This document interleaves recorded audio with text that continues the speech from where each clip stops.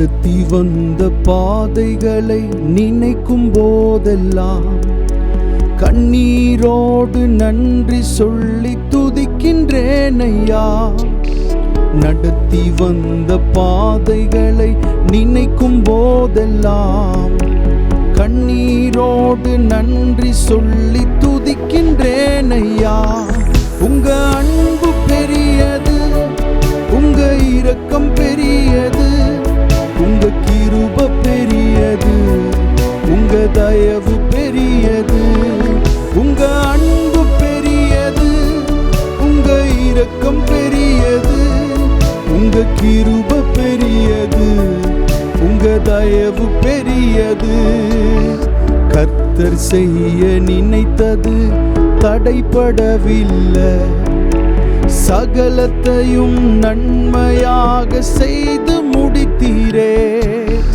கர்த்தர் செய்ய நினைத்தது தடைபடவில்லை, சகலத்தையும் நன்மையாக செய்து முடித்தீரே. உங்க அன்பு பெரியது, உங்க இரக்கம் பெரியது, உங்க கிருபை பெரியது, உங்க தயவு பெரியது. உங்க அன்பு பெரியது, உங்க இரக்கம் பெரியது, உங்க கிருபை பெரியது, உங்க தயவு பெரியது. அண்ணாதி ஸ்நேகத்தால் என்ன நேசித்தீரையா, காருண்யத்தினால் என்னை இழுத்து கொண்டீரே. அண்ணாதி ஸ்நேகத்தால் என்னை நேசித்தீரையா, காருண்யத்தினால் என்னை இழுத்து கொண்டீரே. உங்க அன்பு பெரியது, உங்க இரக்கம் பெரியது, உங்க கிருபை பெரியது, உங்க தயவு பெரியது. உங்க அன்பு பெரியது, உங்க இரக்கம் பெரியது, உங்க கிருபை பெரியது, உங்க தயவு பெரியது. பரிசுத்த ஆவியானவரே, உமக்கு நாங்கள் நன்றி செலுத்துகிறோம். ஆண்டவரே, கடந்த வருடங்கள் முழுவதும் எங்களை பாதுகாத்து இந்த புதிய வருடத்தை காண நீர் எங்களுக்கு பாராட்டின உம்முடைய கிருபைக்காக நன்றி செலுத்துகிறோம். ஆண்டவரே அப்பா, இந்த புதிய வருடத்தை நீர் எங்களுக்கு ஆசீர்வதித்து தர வேண்டுமாய் நாங்கள் ஜெபம் பண்ணுகிறோம். ஆண்டவரே, இந்த நாளிலே நாங்கள் பாடுகிற பாடல்கள், ஆண்டவரே நாங்கள் கேட்க போகிற வாக்குத்தத்த செய்திகள் எல்லாவற்றையும் நீர் ஆசீர்வதித்து தர வேண்டுமாய் நாங்கள் ஜெபிக்கிறோம். ஆண்டவரே, ஆண்டவரே அதிசயமாய் நீர் எங்களை நடத்தி வந்திருக்கிறீர். ஆண்டவரே, கடந்த வருடத்திலே நீர் எங்களை நடத்தி வந்த விதங்களையும் வழிகளையும் திரும்பி பார்த்தால் எத்தனை ஆச்சரியமாய் எங்களை நீர் கொண்டு வந்திருக்கிறீர். ஆண்டவரே, ஒன்று உம்மை பார்த்து சொல்ல முடியும், நாங்கள் வந்ததல்ல, எங்களை கர்த்தர் கொண்டு வந்திருக்கிறார். ஆமென். எங்களுடைய பலத்தினால் அல்ல நாங்கள் வந்தது, கர்த்தர் எங்களை கொண்டு வந்திருக்கிறீர். உம்முடைய பிரசன்னத்திற்காக, மாறாத உம்முடைய கிருபைகளுக்காக நன்றி செலுத்துகிறோம். ஆண்டவரே, இந்த ஆராதனை முழுவதையும் நீர் ஆசீர்வதிப்பீராக, நீர் பொறுப்பெடுத்துக் கொள்ளுவீராக. இயேசுவின் நாமத்தில் கேட்கிறோம் நல்ல பிதாவே, ஆமென், ஆமென். ஹல்லேலூயா. நன்றி இயேசுவே. ஹல்லேலூயா. ஒரு சில பாடல்களை பாடி ஆண்டவருடைய நாமத்தை மகிமைப்படுத்துவோம். முதல் பாடலாக, கோடி கோடி நன்றி சொன்னாலும் உமக்கு அது ஈடாகுமோ, எண்ணி முடியாத அதிசயங்களை அற்புதங்களை செய்தவரே என்று சொல்லி ஆண்டவருக்கு நன்றி செலுத்தி நாம் பாடி கர்த்தருடைய நாமத்தை மகிமைப்படுத்துவோம்.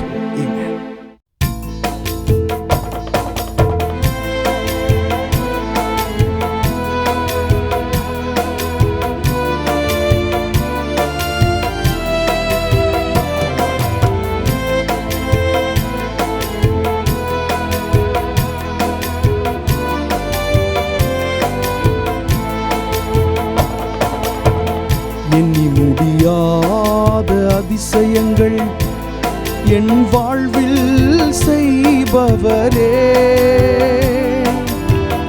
எண்ணி முடியாத அற்புதங்கள் என் வாழ்வில் செய்பவரே, செய்பவரே, எண்ணி முடியாத அதிசயங்கள் என் வாழ்வில் செய்பவரே, எண்ணி முடியாத அற்புதங்கள் என் வாழ்வில் செய்பவரே. கோடி கோடி நன்றி சொன்னாலும் உமக்கது ஈடாகுமோ? கோடி கோடி நன்றி சொன்னாலும் என் வாழ்நாள் ஈடாகுமோ? கோடி கோடி நன்றி சொன்னாலும் உமக்கது ஈடாகுமோ? கோடி கோடி நன்றி சொன்னாலும் என் வாழ்நாள் ஈடாகுமோ? ஏற்ற வேளையிலும் வாக்குகள் தந்து என்னை சோர்ந்திடாமல் காத்ததை எண்ணி பாடுவேன். சோர்ந்திட்ட வேளையிலும் கிருபைகள் தந்து என்னை விழுந்திடாமல் சுமந்ததை போற்றி பாடுவேன். ஏற்ற வேளையிலும் வாக்குகள் தந்து என்னை சோர்ந்திடாமல் காத்ததை எண்ணி பாடுவேன். சோர்ந்திட்ட வேளையிலும் கிருபைகள் தந்து என்னை விழுந்திடாமல் காத்ததை போற்றி பாடுவேன். இடைவிடாமல் காத்தீரையா, உந்தன் வார்த்தைகளால் நடத்தினீரையா. இடைவிடாமல் காத்தீரையா, உந்தன் வார்த்தைகளால் நடத்தினீரையா. கோடி கோடி நன்றி சொன்னாலும் உமக்கது ஈடாகுமோ? கோடி கோடி நன்றி சொன்னாலும் என் வாழ்நாள் ஈடாகுமோ? கோடி கோடி நன்றி சொன்னாலும் உமக்கது ஈடாகுமோ? கோடி கோடி நன்றி சொன்னாலும் என் வாழ்நாள் ஈடாகுமோ? தனிமையிலே நான் அழுத போதெல்லாம் ஒரு தாயை போல தேற்றியதை எண்ணி பாடுவேன். தேவைகளால் நான் திகைத்த போதெல்லாம் ஒரு தகப்பனை போல் தாங்கியதை போற்றி பாடுவேன். தனிமையிலே நான் அழுத போதெல்லாம் ஒரு தாயை போல தேற்றியதை எண்ணி பாடுவேன். தேவைகளால் நான் திகைத்த போதெல்லாம் ஒரு தகப்பனை போல் தாங்கியதை போற்றி பாடுவேன். குறைகளில் எல்லாம் கிருபைகள் தந்து என்னையும் வெறுக்காமல் நேசித்தீரையா. குறைகளில் எல்லாம் கிருபைகள் தந்து என்னையும் வெறுக்காமல் நேசித்தீரையா. கோடி கோடி நன்றி சொன்னாலும் உமக்கது ஈடாகுமோ? கோடி கோடி நன்றி சொன்னாலும் என் வாழ்நாள் ஈடாகுமோ? கோடி கோடி நன்றி சொன்னாலும் உமக்கது ஈடாகுமோ? கோடி கோடி நன்றி சொன்னாலும் என் வாழ்நாள் ஈடாகுமோ? எண்ணி முடியா அதிசயங்கள் என் வாழ்வில் செய்பவரே, எண்ணி முடியாத அற்புதங்கள் என் வாழ்வில் செய்பவரே, எண்ணி முடியாத அதிசயங்கள்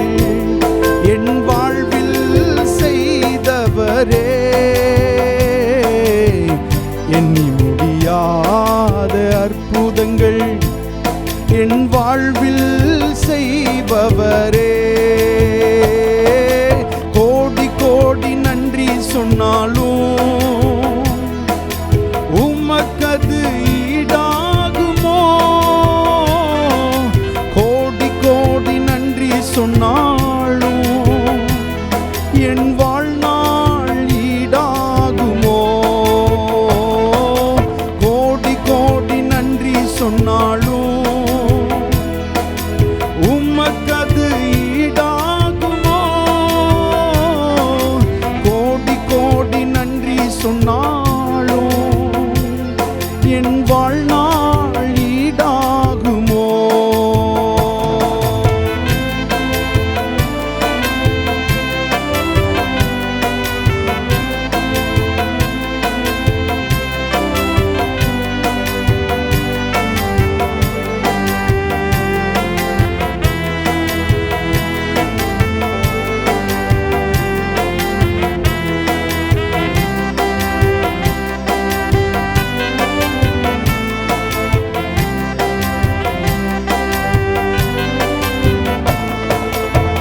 சிறுமையும் எளிமையும் மான என்னையும் கொண்டு சிங்காரத்தில் வைத்தீரே, உம்மை பாடுவேன்.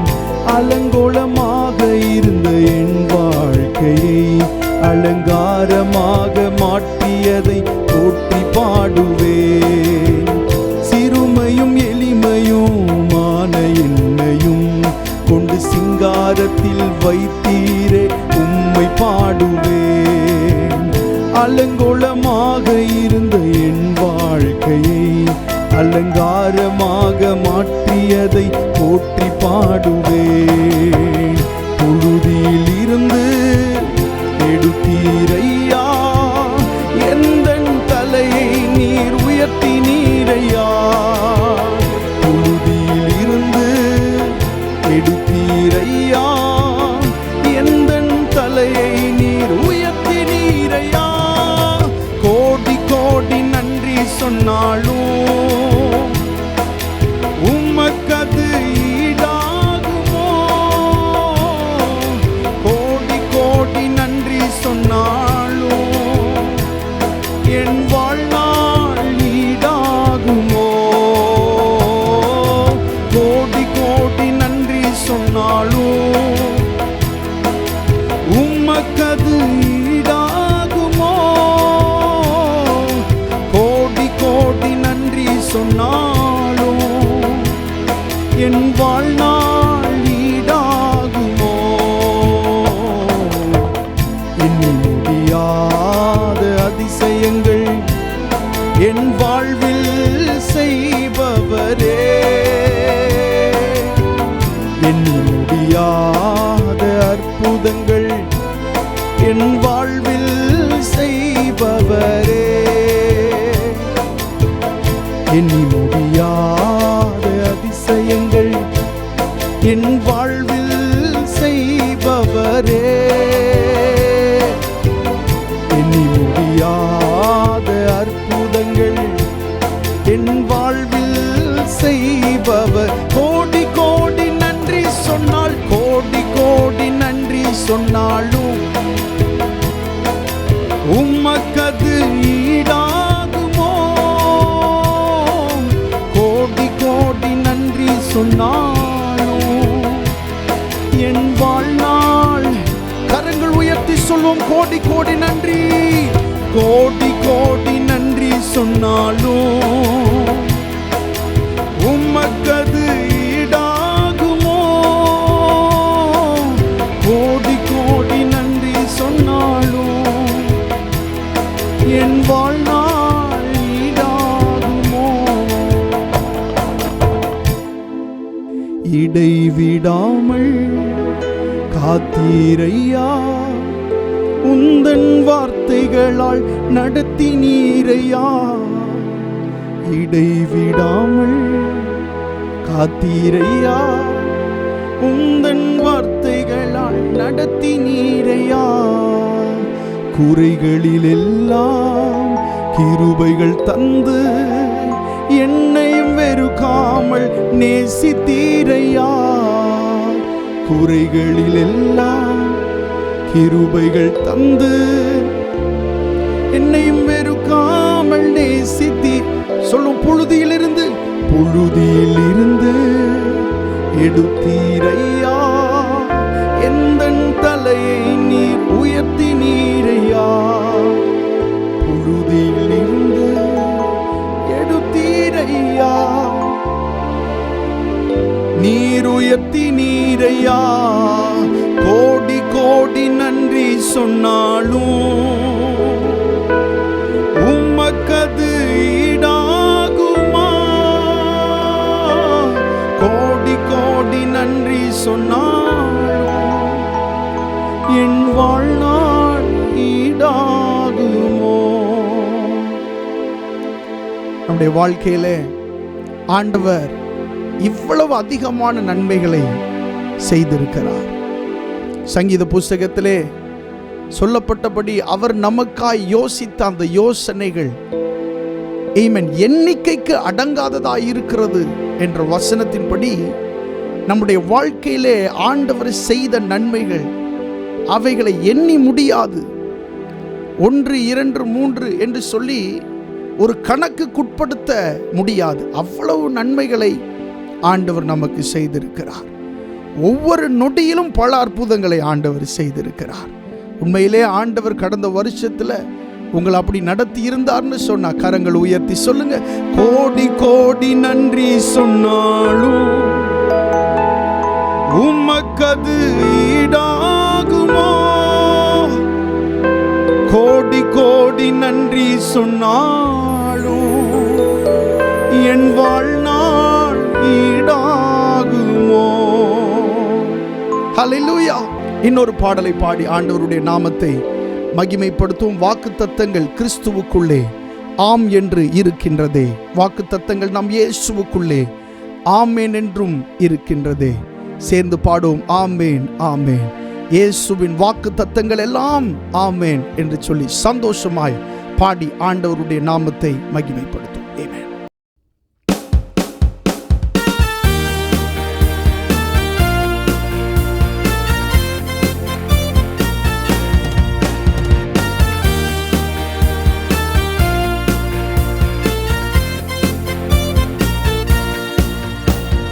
வாக்குத்தத்தங்கள் கிறிஸ்துவுக்குள்ளே ஆம் என்று இருக்கின்றதே. வாக்குத்தத்தங்கள் நம் இயேசுவுக்குள்ளே ஆமேன் என்றும் இருக்கின்றதே. வாக்குத்தத்தங்கள் கிறிஸ்துவுக்குள்ளே ஆம் என்று இருக்கின்றதே. வாக்குத்தத்தங்கள் நம் இயேசுவுக்குள்ளே ஆமேன் என்றும் இருக்கின்றதே. அவர் சர்வ வல்ல தேவனாயிருப்பதால் வார்த்தைகள் எல்லாம் நிறைவேறும். அவர் உண்மையுள்ள தேவனாயிருப்பதால் வார்த்தைகள் ஒன்றும் தவறாதே. அவர் சர்வ வல்ல தேவனாயிருப்பதால் வார்த்தைகள் எல்லாம் நிறைவேறும். அவர் உண்மையுள்ள தேவனாயிருப்பதால் வார்த்தைகள் ஒன்றும் தவறாதே. ஆமென் ஆமென். வாக்குத்தத்தங்கள் எல்லாம் ஆமென் ஆமென் ஆமென். இயேசு சொன்னதெல்லாம் ஆமென் ஆமென் ஆமென். வாக்குத்தத்தங்கள் எல்லாம் ஆமென் ஆமென் ஆமென். இயேசு சொன்னதெல்லாம் ஆமென்.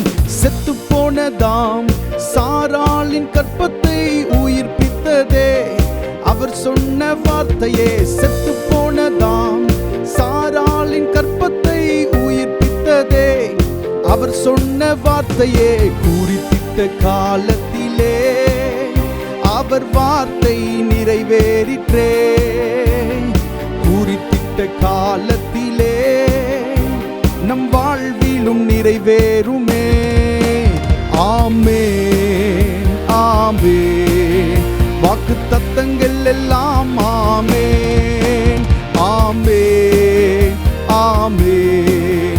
இயேசு சொன்னதெல்லாம் ஆமென் ஆமென் ஆமென். வாக்கு தத்தங்கள் எல்லாம் ஆமென் ஆமென் ஆமென். இயேசு சொன்னதெல்லாம் ஆமென். தூரத்தப்பட்ட தாவீதின் தலையை உயர்த்தியதே அவர் சொன்ன வார்த்தையே. தூரத்தப்பட்ட தாவீதின் தலையை உயர்த்தியதே அவர் சொன்ன வார்த்தையே. குறித்திட்ட காலத்திலே அவர் வார்த்தை நிறைவேறிற்றே. குறித்திட்ட காலத்திலே நம் வாழ்விலும் நிறைவேறுமே. ஆமென் ஆமென். வாக்கு தத்தங்கள் எல்லாம் ஆமென் ஆமென் ஆமென். இயேசு சொன்னதெல்லாம் ஆமென் ஆமென் ஆமென். வாக்கு தத்தங்கள் எல்லாம் ஆமென் ஆமென் ஆமென். இயேசு சொன்னதெல்லாம் ஆமென்.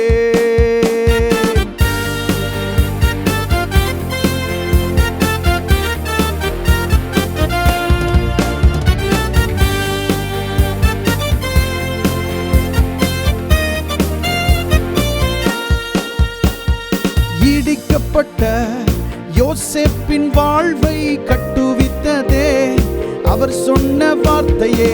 இடிக்கப்பட்ட யோசேப்பின் வாழ்க்கை கட்டுவித்ததே அவர் சொன்ன வார்த்தையே.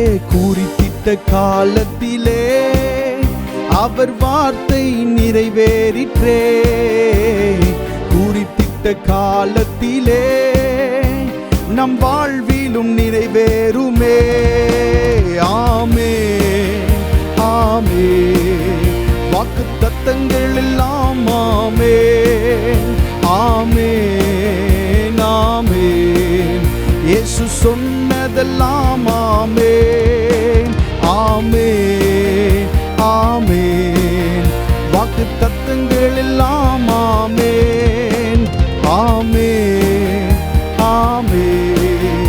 இயேசு சொன்னதெல்லாம் பாடும். செத்து போனதாம் செத்து போனதாம் சாராளின் கற்பத்தை உயிர்ப்பித்ததே அவர் சொன்ன வார்த்தையே. செத்து போனதாம் சாராளின் கற்பத்தை உயிர்ப்பித்ததே அவர் சொன்ன வார்த்தையே. குறித்திட்ட காலத்திலே அவர் வார்த்தை நிறைவேறிற்றே. குறித்திட்ட காலத்திலே நம் வாழ்விலும் பாடும். குறித்திட்ட காலத்திலே குறித்திட்ட காலத்திலே அவர் வார்த்தை நிறைவேறிற்றே. குறித்திட்ட காலத்திலே நம் வாழ்விலும் ஆமென் ஆமென் ஆமென் ஆமென். வாக்கு தத்தங்கள் எல்லாம் ஆமென் ஆமென் ஆமென். இயேசு சொன்னதெல்லாம் ஆமென் ஆமென் ஆமென். வாக்கு தத்தங்கள் எல்லாம் ஆமென் ஆமென் ஆமென் ஆமென் ஆமென். இயேசு சொன்னதெல்லாம் துரத்தப்பட்ட தாவீதின் தலையை உயர்த்தியதே அவர் சொன்ன வார்த்தையே. துரத்தப்பட்ட தாவீதின் தலையை உயர்த்தியதே அவர் சொன்ன வார்த்தையே. குறித்திட்ட காலத்திலே அவர் வார்த்தை நிறைவேறிற்றே. குறித்திட்ட காலத்திலே அவர் வார்த்தை நிறைவேறுமே. குறித்திட்ட காலத்திலே அவர் வார்த்தை நிறைவேறிற்றே. குறித்திட்ட காலத்திலே உன் வாழ்க்கையில் நிறைவேறுமே. ஆமென் ஆமென். வாக்கு தத்தங்கள் எல்லாம் ஆமென் ஆமென் ஆமென். இயேசு சொன்னதெல்லாம் படும். ஆமென் ஆமென் ஆமென். வாக்கு தத்தங்கள் எல்லாம் ஆமென் ஆமென் ஆமென். இயேசு சொன்னதெல்லாம் ஆமென். அவர் சர்வ வல்ல தேவனாயிருப்பதால் வார்த்தைகள் எல்லாம் நிறைவேறும். அவர் உண்மையுள்ள தேவனாயிருப்பதால் வார்த்தைகள் ஒன்றும் தவறாதே. அவர் சர்வ வல்ல தேவனாயிருப்பதால் வார்த்தைகள் எல்லாம் நிறைவேறும். அவர் உண்மையுள்ள தேவனாயிருப்பதால் வார்த்தைகள் ஒன்றும் தவறாதே. ஆமென் ஆமென். இயேசு சொன்னதெல்லாம் ஆமென் ஆமென் ஆமென். இயேசு சொன்னதெல்லாம் ஆமென் ஆமென் ஆமென். வாக்கு தத்தங்கள் எல்லாம் ஆமென் ஆமென் ஆமென்.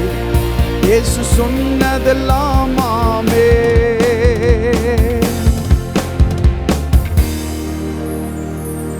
அவர் சொன்னதை நிறைவேற்றுகிற தேவன். ஹல்லேலூயா. ஆண்டவர் ஒரு காரியத்தை உங்களுடைய வாழ்க்கையில செய்வதற்கு அவருக்கு எந்த ஒரு காரணிகளும் தேவையே இல்லை. ஒன்றை வைத்துதான் இன்னொன்றை செய்ய வேண்டும் என்ற அவசியம் அவருக்கு இல்லை. மனுஷனுக்கு அப்படி தேவை. ஒரு பொருளை கொடுத்தால் அதை வைத்து இன்னொரு பொருளை செய்ய முடியும். ஒரு மரத்தை கொடுத்தால் அந்த மரத்தை ஒரு டேபிளாக மாற்ற மனிதனுக்கு முடியும். ஏதாவது ஒன்றை கொண்டுதான் மனிதன் இன்னொன்றை செய்கிறான். ஆனால் நம்முடைய ஆண்டவர் அப்படிப்பட்டவர் அல்ல. வேதத்தில் சொல்லப்பட்டிருக்கிறது, அவர் இல்லாதவைகளை இருக்கிறவைகளை போல் அழைக்கிறார். ஆமென். இந்த பூமியிலே நாம் பார்த்த ஒவ்வொன்றையும், பார்க்கின்ற ஒவ்வொன்றையும் சிருஷ்டித்தவர் நம்முடைய ஆண்டவர். ஆமென். வானம், நட்சத்திரம், சூரியன், சந்திரன் எல்லாவற்றையும் சிருஷ்டித்தவர் நம்முடைய கர்த்தர். இவைகளை எல்லாம் ஏதோ ஒன்றில் இருந்து அல்ல ஆண்டவர் உருவாக்கினது. அவருடைய வார்த்தையிலிருந்து உருவாக்கினார். அவருடைய வார்த்தையின் சத்தம் அதை உருவாக்கினது. ஹல்லேலூயா. அவர் சர்வ வல்ல தேவனாயிருப்பதால் வார்த்தைகள் எல்லாம் நிறைவேறும். அவர் உண்மையுள்ள தேவனாயிருப்பதால் வார்த்தைகள் ஒன்றும் தவறாதே. அவர் சர்வ வல்ல தேவனாயிருப்பதால் வார்த்தைகள் எல்லாம் நிறைவேறும். அவர் உண்மையுள்ள தேவனாயிருப்பதால் வார்த்தைகள் ஒன்றும் தவறாதே. ஆமென் ஆமென். தத்தங்கள் எல்லாம் ஆமென் ஆமென். இயேசு சொன்னதெல்லாம் ஆமென் ஆமென் ஆமென். வாக்கு தத்தங்கள் எல்லாம் ஆமென் ஆமென் ஆமென். இயேசு சொன்னதெல்லாம் ஆமென்.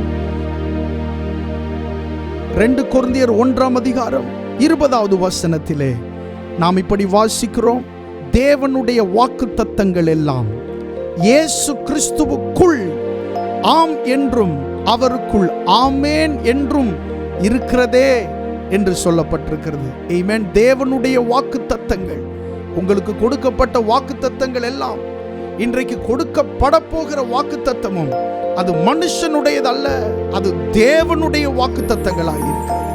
அவர் உங்களோடு அதை செய்கிறார். அவர் உங்களோடு அந்த வாக்குத்தத்தத்தை ஆண்டவர் செய்கிறார்.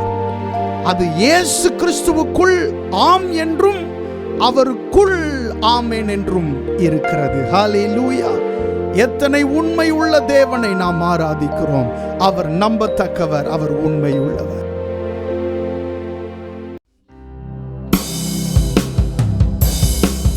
குனிந்து தூக்கினீரே என் பெரியவனாக்கினீரே.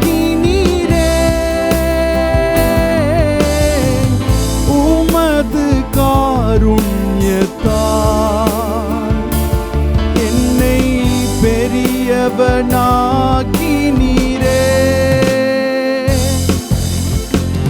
குனிந்து தூக்கினீரே, என்னை பெரியவனாக்கினீரே.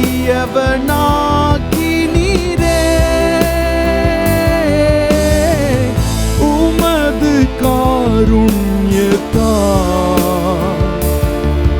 என்னை பெரியவனாக்கினீரே. எனது விளக்கு எரியச் செய்தி, இரவை பகலாக்கினீர்.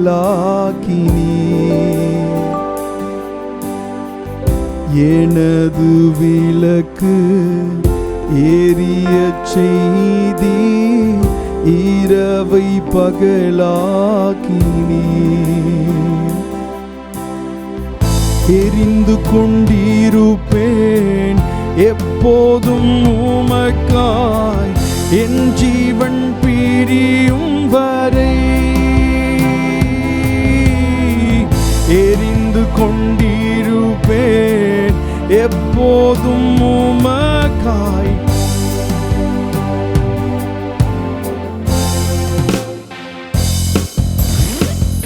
எரிந்து கொண்டே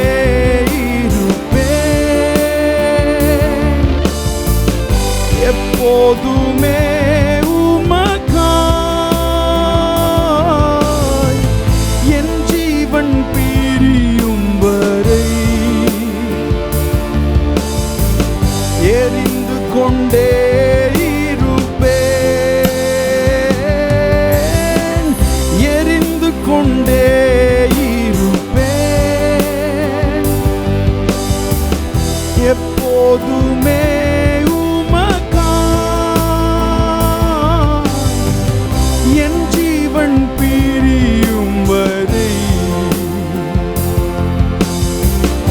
எரிந்து கொண்டே இருப்பேன்.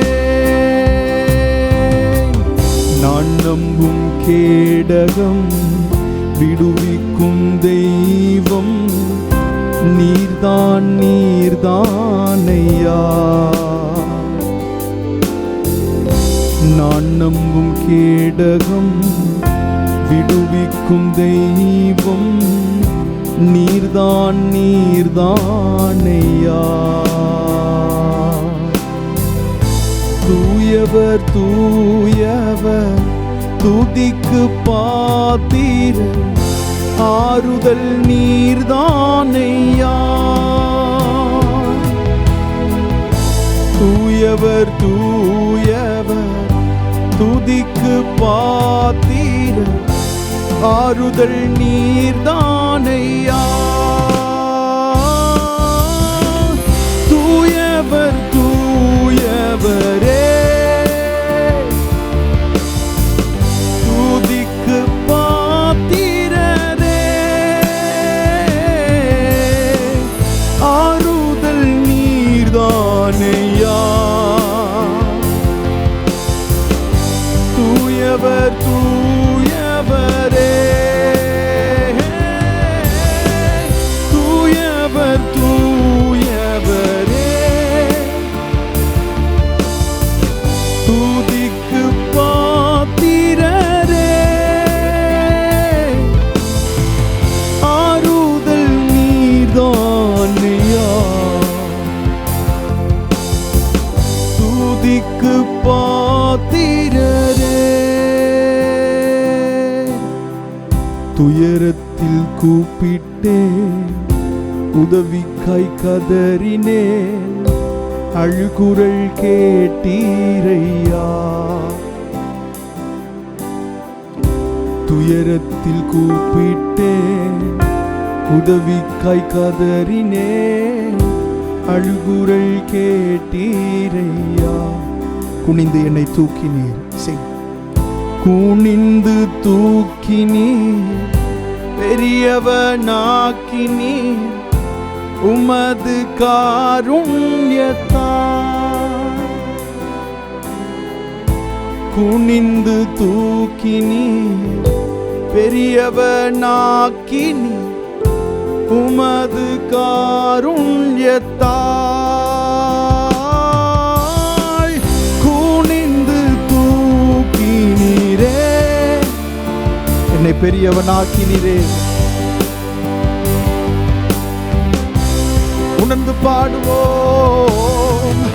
உமது காருண்யத்தால் என்னை பெரியவனாக்கினீரே.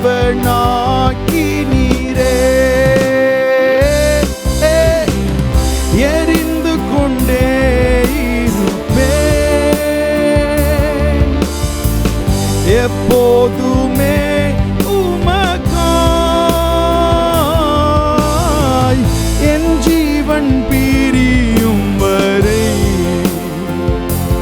நான் எரிந்து கொண்டே இருப்பேன். என் ஜீவன் பிரியும் வரை நான் எரிந்து கொண்டே இருப்பேன். ஓ ஓ ஓ, என் ஜீவன் பிரியும் வரை நான் எரிந்து கொண்டே இருப்பேன். சில நிமிடங்கள் வாய்களை திறந்து அந்நிய பாஷைகளை பேசுங்க. ஆண்டவருடைய சமூகத்திலே லே நானா சம்ஜுதா லே மாகா தானா நானா இதம் பிரணனா சம்ஜுதா மலா லே பிரணனா சந்தே நா இதமானா நா சம்ஜுதா லே மானா இதமானா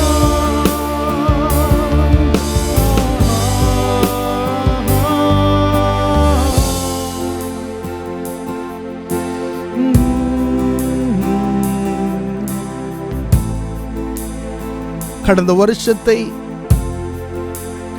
நம்ம ஒப்பிட்டு பார்க்கும்போது ஆண்டவர் எவ்வளவு நன்மைகளை ஆண்டவர் செய்திருக்கிறார். 2023 இருந்தது போல 2024 இல்லை. ஆண்டவர் நம்மை ஆசீர்வதித்திருக்கிறார். நம்முடைய எல்லைகளை பெருகச் செய்திருக்கிறார். அவருடைய காருண்யம் நம்மை பெரியவர்களாய் மாற்றி இருக்கிறது. எவ்வளவு நன்மைகளை ஆண்டவர் செய்திருக்கிறார். பொருளாதாரத்திலும் சரீர சுகத்திலும் குடும்பம் சம்பந்தப்பட்ட காரியங்களிலே ஆண்டவர் எவ்வளவோ நன்மைகளை செய்திருக்கிறாரே. இந்த வருஷத்திலையும் ஆண்டவர் அதைவிட மேலானதை செய்ய அவர் உண்மையுள்ள தேவனாய் இருக்கிறார். ஹல்லேலூயா. இந்த வருஷம் நம்ம ஆண்டவருக்காக பிரகாசிக்கிறவர்களாய், தேவனுக்காக வெளிச்சம் கொடுக்கிறவர்களாய் ஆண்டவர் நம்மை மாற்ற விரும்புகிறார். கடந்த வருஷத்தில் அநேக காரியங்களை சிந்தித்துக் கொண்டிருந்த நாம் இந்த வருஷத்தில் அப்படி இல்லை. ஆண்டவருக்காக பிரகாசிக்க போகிறோம். ஆண்டவருக்காக ஒளி வீச போகிறோம். ஹல்லேலூயா. எழும்பி பிரகாசி, உன் ஒளி வந்தது, கர்த்தருடைய மகிமை உன்மேல் உதித்தது. இதோ இருள் பூமியையும் காரிருள் ஜனங்களை மூடும். வேதம் சொல்லுகிறது, ஆனாலும் கர்த்தர் உன்மேல் உதிப்பார். கர்த்தர் உன்மேல் உதிப்பார். ஷாலாபா காத்திரமனா லேம்ப்ரா ஷே டே டே டே டே டே டே லே மாகபரா. நல்ல நாமம் வாழ்த்தப்படட்டும். ஆண்டவரே, நீர் ஒருவரே உயர்ந்திருப்பீராக. ஆண்டவர், இந்த புதிய வருஷத்திற்குள்ளே எங்களை கொண்டு வந்ததற்காக நன்றி. ஆண்டவரே, துதியோடு நன்றியோடு புகழ்ச்சியோடு நாங்கள் இதிலே பிரவேசிக்கிறதற்கு எங்களுக்கு நீர் உதவி செய்ததற்காக நன்றி. தொடர்ந்து கேட்க போகிற வாக்குத்தத்த செய்திகளை நீர் ஆசீர்வதித்து தாரும். எங்களோடு இடைப்படும், எங்களோடு பேசும். உம்முடைய வார்த்தைகளை நாங்கள் புரிந்து கொள்வதற்கு எங்களுக்கு உதவி செய்யும். இயேசுவின் நாமத்தில் கேட்கிறோம் நல்ல பிதாவே. ஆமென். ஹல்லேலூயா. வாசிக்கும்படியை தெரிந்து கொண்ட சங்கீத பகுதி 100வது சங்கீதம். நாம் சேர்ந்து வாசிப்போம். ஆமென். பூமியின் குடிகளே, எல்லாரும் கர்த்தரை கம்பீரமாய் பாடுங்கள். மகிழ்ச்சியோடே கர்த்தருக்கு ஆராதனை செய்து ஆனந்த சத்தத்தோடே அவர் சந்நிதி முன் வாருங்கள். கர்த்தரே தேவன் என்று அறியுங்கள். நாம் அல்ல, அவரே நம்மை உண்டாக்கினார். நாம் அவர் ஜனங்களும் அவர் மேய்ச்சலின் ஆடுகளுமாயிருக்கிறோம். அவர் வாசல்களில் துதியோடும் அவர் பிரகாரங்களில் புகழ்ச்சியோடும் பிரவேசித்து அவரை துதித்து அவருடைய நாமத்தை ஸ்தோத்தரியுங்கள். கர்த்தர் நல்லவர், அவருடைய கிருபை என்றென்றைக்கும், அவருடைய உண்மை தலைமுறை தலைமுறைக்கும் உள்ளது. கர்த்தருடைய நாமம் மகிமைப்படுவதாக. நாம் தொடர்ந்து தேவனுடைய வார்த்தைக்கு நேராய் கடந்து செல்வோம். கடந்த வருடம் முழுவதும் ஆண்டவர் நம்மை மிகவும் பத்திரமாய் பாதுகாத்து இந்த புதியதோர் ஒரு வருடத்திலே ஆண்டவர் நம்மை கொண்டு வந்திருக்கிறார். 2024வது வருடம் அநேக சூழ்நிலைகளை நாம் கடந்து வந்திருக்கலாம். ஆனால் இந்த புதிய வருடத்தை காண்பதற்கு ஆண்டவர் நமக்கு கிருபை பாராட்டி இருக்கிறார்.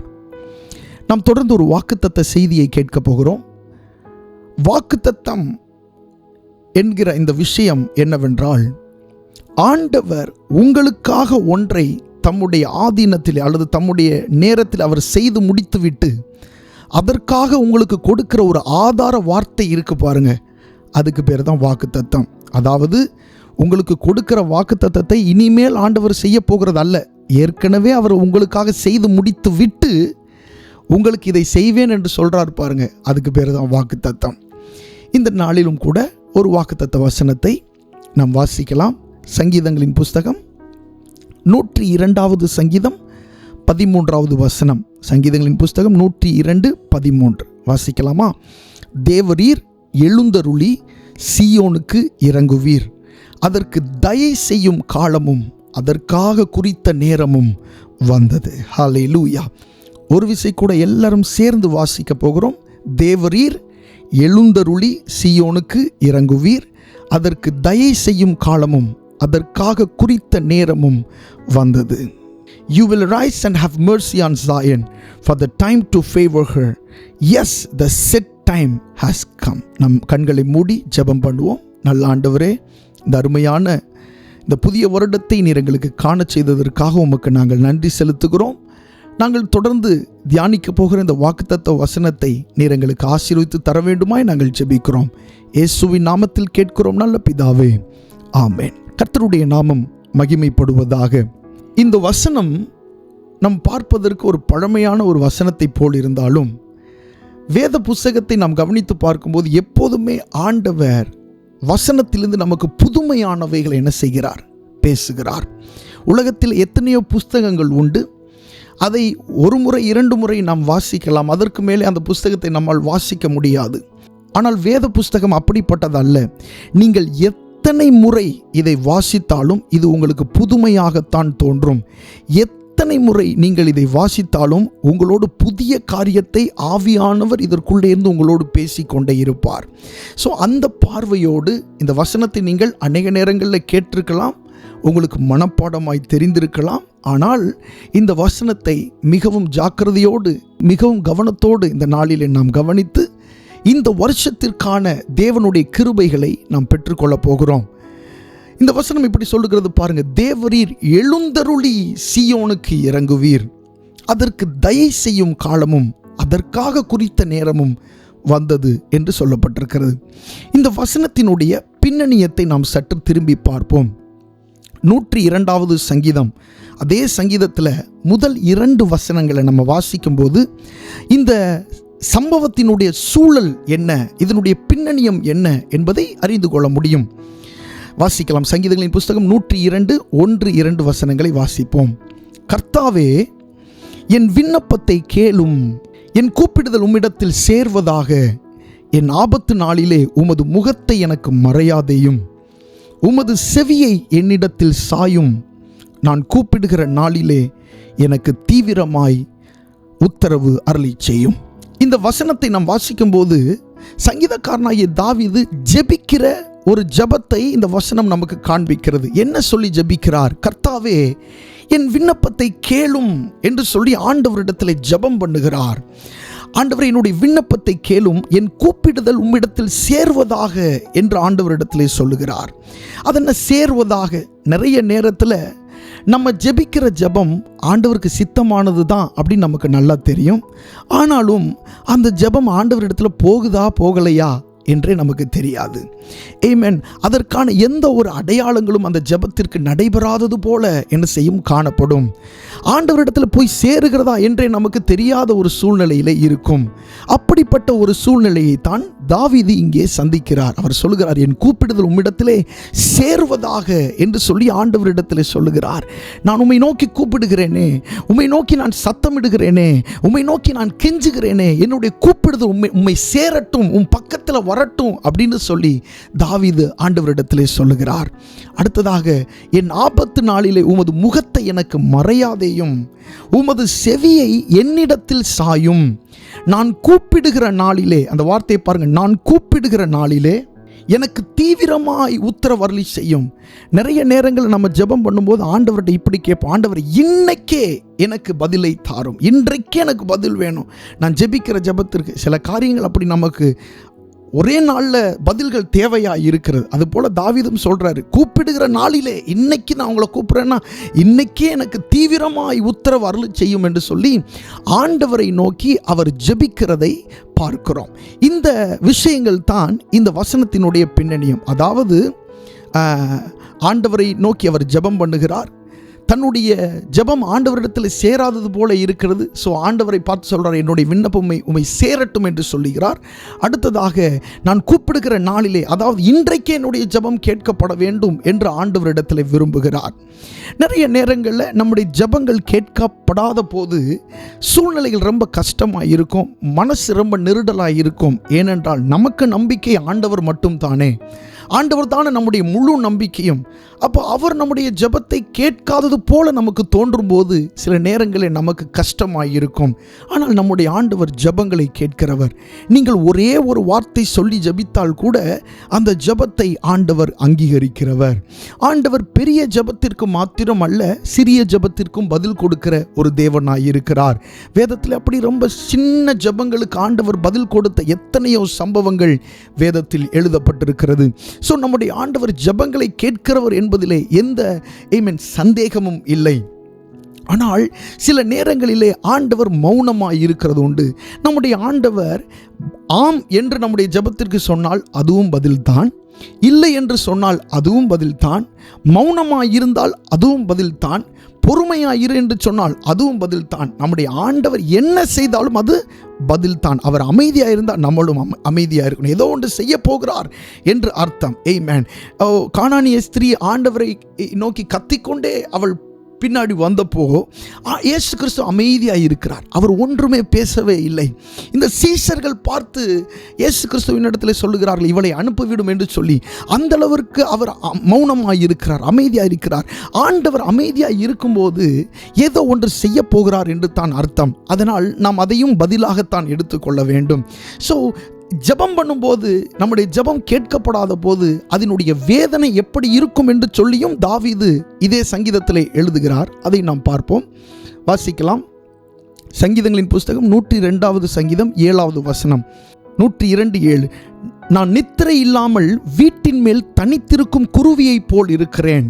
அதே சங்கீதத்தில் அந்த ஜெபம் கேட்கப்படாத அந்த சூழ்நிலையில் எழுதின வார்த்தையை பாருங்கள். நான் நித்திரை இல்லாமல், தூக்கம் இல்லாமல் வீட்டின் மேல் தனித்திருக்கும் குருவியை போல் இருக்கிறேன் அப்படின்னு சொல்கிறார். வீட்டில் எல்லாரும் இருக்கிறாங்க. வீட்டில் அம்மா உண்டு, அப்பா உண்டு, சகோதர சகோதரிகள் உண்டு, கணவன் உண்டு, மனைவி உண்டு, பிள்ளைகள் உண்டு. இவங்க எல்லாரும் இருந்தாலும் நான் தனித்தவனை போல இருக்கிறேன். ஒரு தனித்திருக்கிற ஒரு குருவியை போல நான் இருக்கிறேன். அவங்க கூட சேர்ந்து நான் இல்லை. ஏனென்றால் என்னுடைய ஜெபம் கேட்கப்படாதனாலே, ஏக்கத்தினாலே, அதிகமான எதிர்பார்ப்பினாலே இப்படி நான் தனித்தவனாக இருக்கிறேன் என்று சொல்லி தாவீது அங்கே சொல்லுகிறார். ஒருவேளை இந்த வசனத்தை கேட்டுக்கொண்டிருக்கிற நீங்கள் நீங்களும் இது போன்ற ஒரு தனிமையான ஒரு உணர்வை கொண்டிருக்கலாம். என்னுடைய ஜெபம் இன்னும் கேட்கப்படவில்லை, வருஷங்களாய் நான் ஜெபித்துக் கொண்டிருக்கிறேன், மாதங்களாய் ஜெபித்துக் கொண்டிருக்கிறேன். ஆமென். என்னுடைய முழு வீட்டிலும் நான் ஒரு தனித்தவனாய் இருக்கிறேன், எல்லாரும் எனக்கு இருந்தும் நான் ஒரு தனித்தவனாய் இருக்கிறேன். அது ரொம்ப கஷ்டம் பாருங்க. எல்லாரும் இருந்தும் அவர்களோடு சேர்ந்து இணைந்து இருக்க முடியாத ஒரு சூழ்நிலை நமக்கு இருக்கும். சில நேரங்களிலே வீட்டின் மேல் தனித்திருக்கும் ஒரு குருவியை போல் இருக்கிறேன் என்று தாவீது அங்கே சொல்லுகிறார். ஆமென். இப்படி ஒரு தனிமையான நிலையிலே ஆமென் தாவீது இருந்திருக்கிறார். ஜெபம் கேட்கப்படாத போது இப்படிப்பட்ட தனிமை நம்முடைய வாழ்க்கையில் என்ன செய்கிறது உண்டு, வருகிறது உண்டு. நான் திரும்ப சொல்லுகிறேன், நம்முடைய ஆண்டவர் ஜெபத்தை கேட்காதவர் அல்ல, நம்முடைய ஆண்டவர் பதில் கொடுக்காதவர் அல்ல, நம்முடைய ஆண்டவர் உங்களுக்காக பரிந்து பேசாதவர் அல்ல. அவர் எல்லாவற்றையும் கவனித்து இருக்கிறார். ஒரு விஷயம் நம் ஆண்டவருடைய சமூகத்தில் வரும்போது எப்பவுமே நாம் புரிந்து கொள்ள வேண்டும், நம்முடைய ஆண்டவர் துவக்கத்திலே முடிவையும் சேர்த்து பார்க்கிறவர். ஆமென். உங்களுடைய துவக்கத்தில் தானே உங்களுடைய முடிவையும் அவர் பார்க்கிறார். ஆமென். இந்த குறிப்பிட்ட விஷயம், நீங்கள் கேட்டுக்கொண்டிருக்கிற இந்த விஷயம் என்னமாய் முடியும் என்பது ஆண்டவருக்கு தெரியும். உங்களுக்கு கிடைக்க போற வெற்றி எப்படிப்பட்டது என்று ஆண்டவருக்கு தெரியும். உங்களை நெருக்கி நிற்கிற சத்துருக்கள் எப்படி வெட்கம் அடைய போகிறார்கள் என்று ஆண்டவருக்கு தெரியும். இதையெல்லாம் அவர் முன் அறிந்திருக்கிறபடியினாலே, இதையெல்லாம் அவர் முன் தெரிந்து வைத்திருக்கிறபடியினாலே அவர் மௌனமாய் இருக்கிறார். ஹல்லேலூயா. உங்களுக்கு ஆண்டவர் என்ன செய்ய போகிறார் அல்லது உங்களுக்கு ஆண்டவர் என்ன குறித்து வைத்திருக்கிறார் என்பது உங்களுக்கு தெரியாமல் இருக்கலாம். ஆனால் ஆண்டவர் அதை நன்கு அறிந்திருக்கிறார். அதனால நீங்கள் கதறி கதறி கதறி கதறி ஜெபம் பண்ணும் போதெல்லாம் அவர் அமைதியாக இருக்கிறது போல காணப்படும். அவர் ஒன்றுமே பேசாதவர் போல காணப்படும். ஏனென்றால் அவருக்கு சகலமும் முன்பதாகவே தெரியும். அதை திட்டம் பண்ணினவர் அவர் அல்லவா, அதை தொடங்கினவர் அவர் அல்லவா, உங்களுக்காக அதை குறித்திருக்கிறவர் அவர் அல்லவா. யோபு புத்தகத்தில் வாசிக்கிறோம், எனக்கு குறித்ததை ஆமென் அவர் நிறைவேற்றுவார், அவர் செய்வார். உங்களுக்கென்று ஆண்டவர் குறித்ததை உங்களுக்கு நிறைவேற்றி தர, அதை செய்து முடிக்க ஆண்டவர் உண்மையுள்ளவராய் இருக்கிறார். ஆண்டவர் மௌனமாய் இருக்கிறார் என்று சொல்லி நீங்கள் கவலைப்பட வேண்டாம். இந்த அருமையான நேரத்திலே ஆண்டவர் உங்களுக்கு என்று நியமித்ததை, குறித்து வைத்திருக்கிறதை உங்களுக்கே ஆண்டவர் செய்வார். நீங்க சொல்ல, ஐயோ பாஸ்டர், ஆண்டவர் என்னுடைய வாழ்க்கையில ஒண்ணுமே இடைப்படாதது போல காணப்படுது, நான் ஜெபம் பண்ணுகிறது 100க்கு 100 ஆண்டவருக்கு சித்தமானதுன்னு எனக்கு தெரியும், நான் ஜெபம் பண்ணுகிற காரியம் நிச்சயமாய் ஆண்டவர் எனக்கு செய்வார் என்று எனக்கு தெரியும். ஆனால் ஆண்டவர் எதுவுமே பேசாதவர் போலவே இருக்கிறாரே, ஒன்றும் அவர் என்னிடத்தில் பேசவில்லையே என்று சொல்லி நீங்கள் நினைத்து கொண்டிருக்கலாம். யோபுவினுடைய வாழ்க்கையில் கூட இந்த மனிதன் கதறுகிறான். ஆமென். தன்னிடத்திலே ஆறுதல் சொல்ல வந்த நண்பர்களிடத்திலே ஒரு விதமான ஆறுதலும் இல்லை. தன்னுடைய நண்பர்களுடைய ஆறுதலும் இல்லாமல் எல்லாம் தனித்து விடப்பட்டவனாய், தன்னுடைய பிள்ளைகள் மரித்து போனார்கள், இருந்த ஒரு மனைவியும் அவளும் அவனை தகாத வார்த்தைகளினாலே ஏளனமாய் நிந்தித்து பேசுகிறதை பார்க்கிறோம். இப்படிப்பட்ட தனித்தவனான அந்த மனுஷன் ஆண்டவரிடத்திலே இருந்து எந்த வார்த்தையும் வரவில்லையே என்று சொல்லியும் அவனுக்கு ஏக்கம் இருக்கிறது.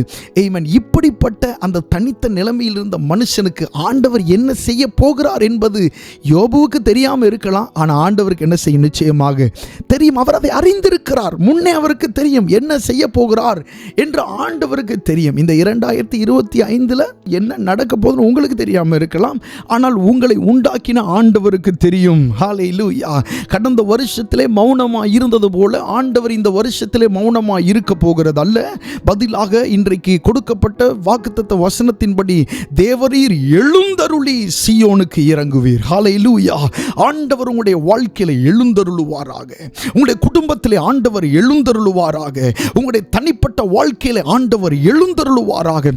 ஆண்டவர் எழுந்தருளும் போது என்ன நடக்கிறது? ஆண்டவர் எழுந்தருளும் போது சத்துருக்கள் சிதறடிக்கப்படுகிறார்கள். கர்த்தர் எழுந்தருளுகிற வேளையிலே ஆமென் உங்களுக்கு விரோதமாய் எழும்புகிற சத்துருக்கள், ஏற்கனவே எழும்பி இருக்கிற சத்துருக்கள் சிதறடிக்கப்பட்டு போவார்கள். ஆமென். அநேகர் ஒரு மனமாய் உங்களுக்கு விரோதமாய் கூட்டம் கூடியிருக்கலாம். ஆமென். உங்களை வீழ்த்தும்படி, உங்களை தகர்த்து போடும்படி, உங்களை சிதறடிக்கும்படி அநேகர் கூட்டம் கூடியிருக்கலாம். ஆனால் உங்கள் சார்பிலே, உங்கள் பட்சத்திலே ஆண்டவர் இந்த வருஷத்திலே எழும்புகிறதுனாலே ஆமென் சத்துருக்கள் சிதறடிக்கப்பட்டு போவார்கள். ஹல்லேலூயா. எத்தனை பேர் விசுவாசிக்கிறோம்? ஆமென். கர்த்தர் எழுந்தருளும் போது சத்துருக்கள் சிதறடிக்கப்படுவார்கள்.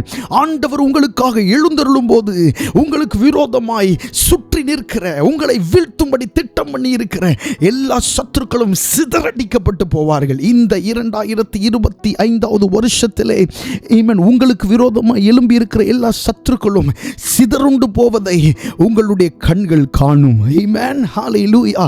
அது எந்த விதமான சக்தியாயிருந்தாலும், மனுஷிக சக்தியாயிருந்தாலும், ஏதாவது ஆவிக்குரிய சக்தியாயிருந்தாலும், ஆண்டவர் உங்களுக்காக எழுந்தருளும் போது கர்த்தர் உங்களுக்காக எழுந்தருளுகிறார். ஆமென். உங்களுடைய விசுவாச கண்களில் பாருங்க, ஆண்டவர் உங்களுக்காக எழுந்தருளுகிறத பாருங்க. ஆமென். கர்த்தர் உங்களுக்காக எழுந்தருளும் போது சத்துருக்கள் சிதறடிக்கப்படுகிறார்கள். ஆமென். சோ தாவீது இந்த வசனத்தை இப்படிப்பட்ட சூழ்நிலையில் தான் எழுதுகிறார். பாருங்க, ஜெபம் கேட்கப்படாத ஒரு நிலை, ஜெபம் கேட்கப்படாதனாலே வந்த தனிமை மட்டுமல்ல, அதே சங்கீதம் 8வது வசனத்தில் இப்படி சொல்லப்பட்டிருக்கிறது, நாடோறும் என் சத்துருக்கள் என்னை நிந்திக்கிறார்கள், என்மேல் மூர்க்க வெறி கொண்டவர்கள் எனக்கு விரோதமாய் சாபமிடுகிறார்கள். தாவீது எழுதுகிறத பாருங்க. ஜெபம் கேட்கப்படாத நிலையில இந்த மனிதர்களுடைய பிரச்சனை இருக்கு பாருங்க. ஐயோ, தாங்க முடியாது. சத்துருக்கள் நிந்திப்பார்கள், அவமானப்படுத்தி பேசுவார்கள், உங்களை ஜாடையாய் பேசுவார்கள். உங்களுக்கு இப்படி பேசினா மனம் வருத்தமாகும் என்று நன்றாக தெரிந்தே உங்களை வருத்தப்படுத்துவார்கள். உங்களுக்கு இப்படி பேசினா நீங்க அழுதுருவீங்கன்னு தெரிஞ்ச உங்களை அழுகிறது மாதிரி உங்களை நிந்திப்பார்கள். ஆமென். அப்படிப்பட்ட சூழ்நிலையை நீங்கள் கடந்து வந்திருக்கலாம் 2024. ஆனால் இந்த வருஷம் 2025 அப்படிப்பட்ட நிகழ்வுகள் நடக்க போவதல்ல. உங்களுக்காக கர்த்தர் எழுந்தருளுகிறார். தேவரீர் எழுந்தருளி சீயோனுக்கு இறங்குவீர்.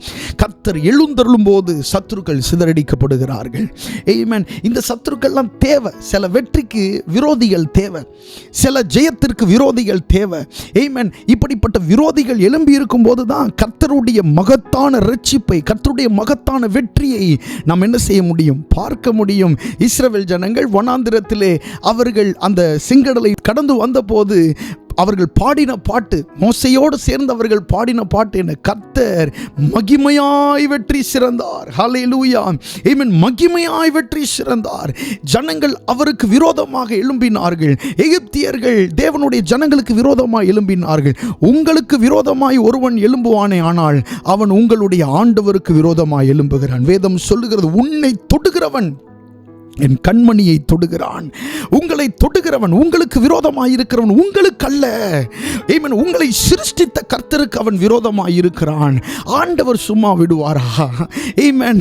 இஸ்ரவேலை காக்கிறவர் உறங்குகிறதும் இல்லை தூங்குகிறதும் இல்லை என்றளவா நாம் வேதத்திலே வாசிக்கிறோம். உங்களை காக்கிற தேவன், உங்களை வழிநடத்துகிற தேவன், உங்கள் சார்பிலிருந்து உங்கள் பட்சத்திலிருந்து உங்களை கண்ணோக்குகிற தேவன், உங்களை கைவிடுகிற தேவன் அல்ல. கரங்கள் உயர்த்தி ஆண்டவரை மகிமைப்படுத்துவோம். தேவரீர் எழுந்தருளி சீயோனுக்கு இறங்குவீர். ஹல்லேலூயா. சோ ஆண்டவர் எழுந்தருளுகிறார். எழுந்தருளும் போது இப்படிப்பட்ட சத்துருக்கள் சிதறடிக்கப்படுகிறார்கள். அடுத்து சொல்லப்பட்டிருக்கிறது, சீயோனுக்கு இறங்குவீர். சீயோனுக்கு இறங்குவீர். இந்த சீயோன் என்பது என்ன? சீயோன் அப்படின்னா 3 விதமான பொதுவான விளக்கங்கள் பார்க்கிறோம். முதலாவது, a hill in Jerusalem, அதாவது எருசலேம் பட்டணத்தில் இருக்கிற ஒரு மலை, ஒரு உயர்ந்த ஒரு மலையை தான் இந்த சீயோன் என்று சொல்லுகிறார்கள். இந்த சீயோன் அப்படின்றது ஒரு இடத்தினுடைய பெயர்.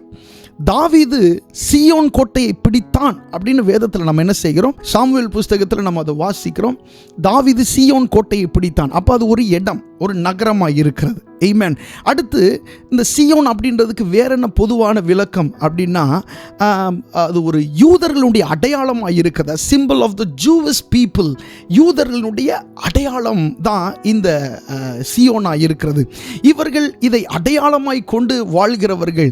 இவர்களுக்கு இதுதான் ஒரு பெரிய ஒரு ஆதாரமாக இருந்து செயல்பட்டு கொண்டிருந்த இந்த சீயோன் அப்படின்ற இந்த இடம். அது மூன்றாவது, a general term for a holy place, அதாவது பரிசுத்த ஸ்தலம் என்று சொல்லப்படுகிறதற்கான ஒரு பொதுவான பெயர் தான் இந்த சீயோன். நிறைய இடங்களில் இந்த சீயோன் அப்படின்ற வார்த்தை அதிகமாக சங்கீத புஸ்தகத்தில் நீங்கள் வருகிறத பார்க்க முடியும். அதிகமாக சங்கீத புஸ்தகங்களில் நீங்கள் வருகிறத என்ன செய்ய முடியும்? பார்க்க முடியும். ஸோ இந்த சீயோன் என்பதற்கு பரிசுத்த ஸ்தலம் என்றும் பொருள்படுகிறது. அடுத்ததாக, தாவீது என்ன செய்கிறார் என்று சொன்னால், இந்த சீயோனை தன்னை வைத்து அவர் சொல்லுகிறார். தன்னை ஒரு சீயோனாக பாவித்து ஆண்டவரிடத்திலே ஒப்பிட்டு சொல்லுகிறார். அதனால தான் தேவரீர் எழுந்தருளி தாவீதுக்கு இறங்குவீர் அல்ல சீயோனுக்கு இறங்குவீர்.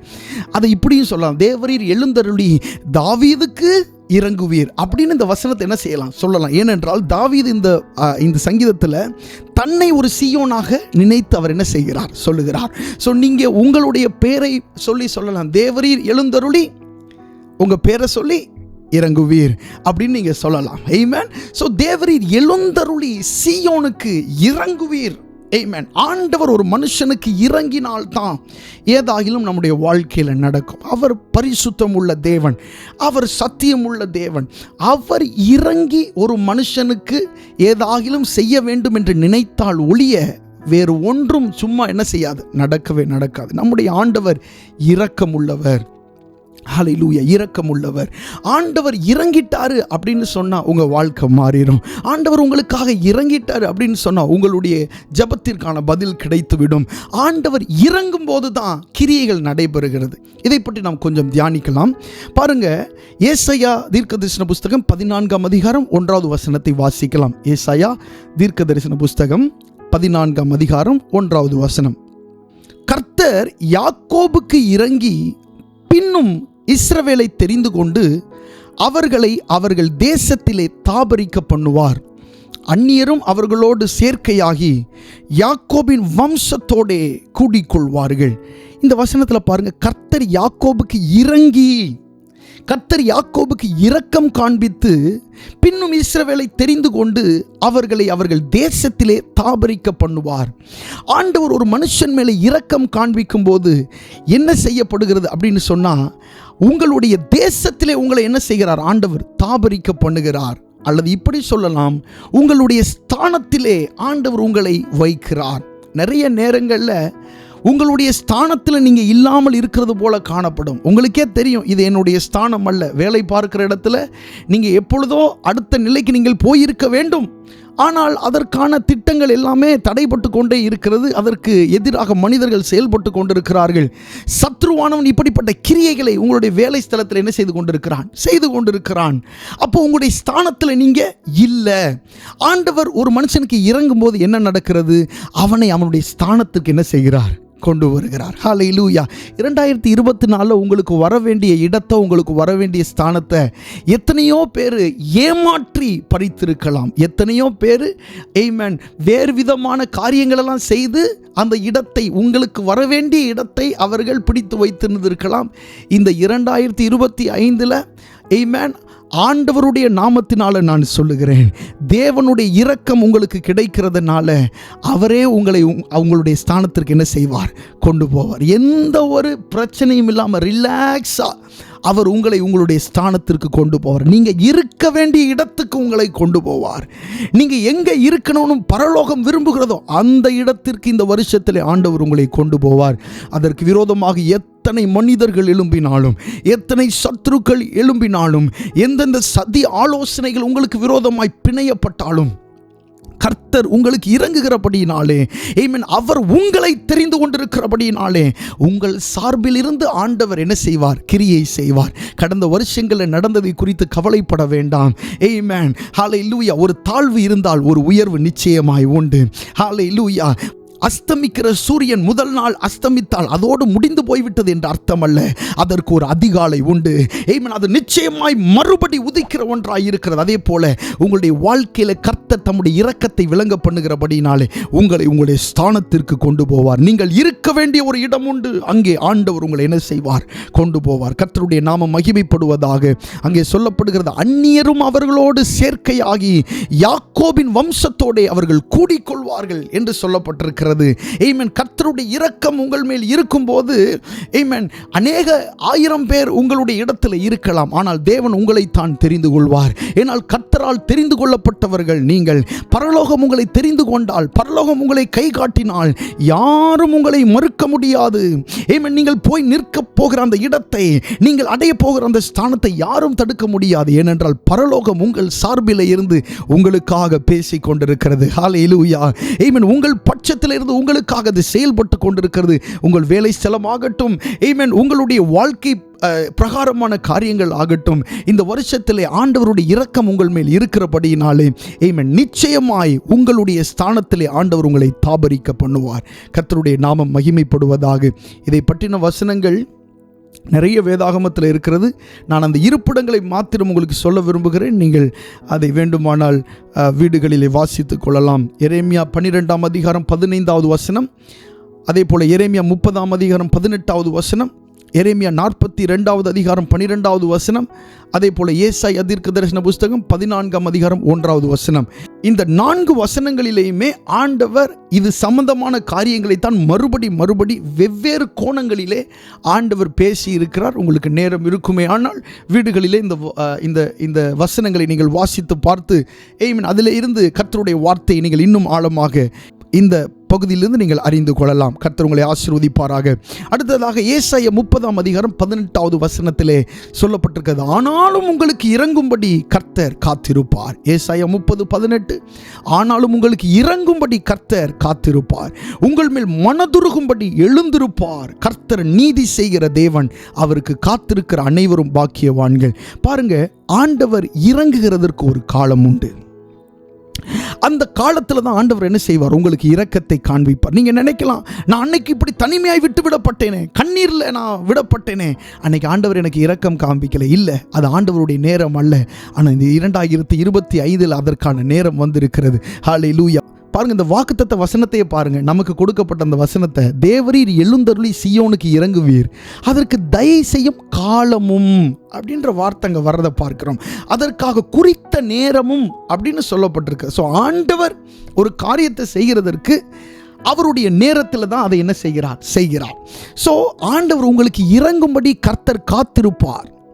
உங்களுக்காக செயல்படும்படி ஆண்டவர் காத்திருக்கிறார். அழுது கொண்டிருக்கிற உங்களை, ஏக்கத்தில் இருந்து கொண்டிருக்கிற உங்களை, எதிர்பார்ப்பில் இருந்து கொண்டிருக்கிற உங்களை ஆண்டவர் பார்த்து சந்தோஷப்படுகிறவர் அல்ல. நீங்கள் வேதத்தை வாசிக்கும் போது ஒரு விஷயத்தை நீங்கள் நன்றாக புரிந்து கொள்ளணும். உங்களுடைய உணர்வுகள் முதற்கொண்டு ஆண்டவர் அதை நன்றாக கவனித்து கொண்டே இருக்கிறார். வேதத்தில் இப்படி சொல்லப்பட்டிருக்கிறது, லேயாள் அற்பமாக எண்ணப்பட்டாள் என்று கர்த்தர் கண்டு அப்படின்னு எழுதப்பட்டிருக்கு. இவங்களுக்குள்ள ஒரு பிரச்சனை நடக்குது. லேயாள் இருக்கிறாள், ராகேல் இருக்கிறாள், அங்கே யாக்கோபு இருக்கிறான். இவங்க 3 பேருக்குள்ள நடக்கிற இந்த சம்பவம் ஆண்டவர் பார்த்துக்கிட்டே இருக்கிறார். பாருங்க, அந்த லேயாளினுடைய முகம் அப்படியே செத்து போகிறதை ஆண்டவர் பார்க்கிறார். அவ அற்பமாக எண்ணப்படுகிறத ஆண்டவர் பார்க்கிறாரு. ஆமென். நீங்கள் நிறைய நேரத்தில் மனிதர்களுக்கு பயந்து உங்களுடைய முகத்தை தாழ்த்தி கொண்டீங்கல்ல, நிறைய நேரத்தில் உங்களை அடக்க முடியாமல் கண்ணீர் வந்ததுனால நீங்களே கஷ்டப்பட்டு அப்படியே முகம் செத்து போன ஒரு நிலையில் நீங்கள் உங்கள் முகத்தை மறைத்து கொண்டீங்கல்ல. இது மனுஷனுக்கு தெரியாமல் இருக்கலாம், ஆனால் வானத்தை பூமியும் படைத்த கர்த்தருக்கு அது மறைவானதல்ல. ஹல்லேலூயா.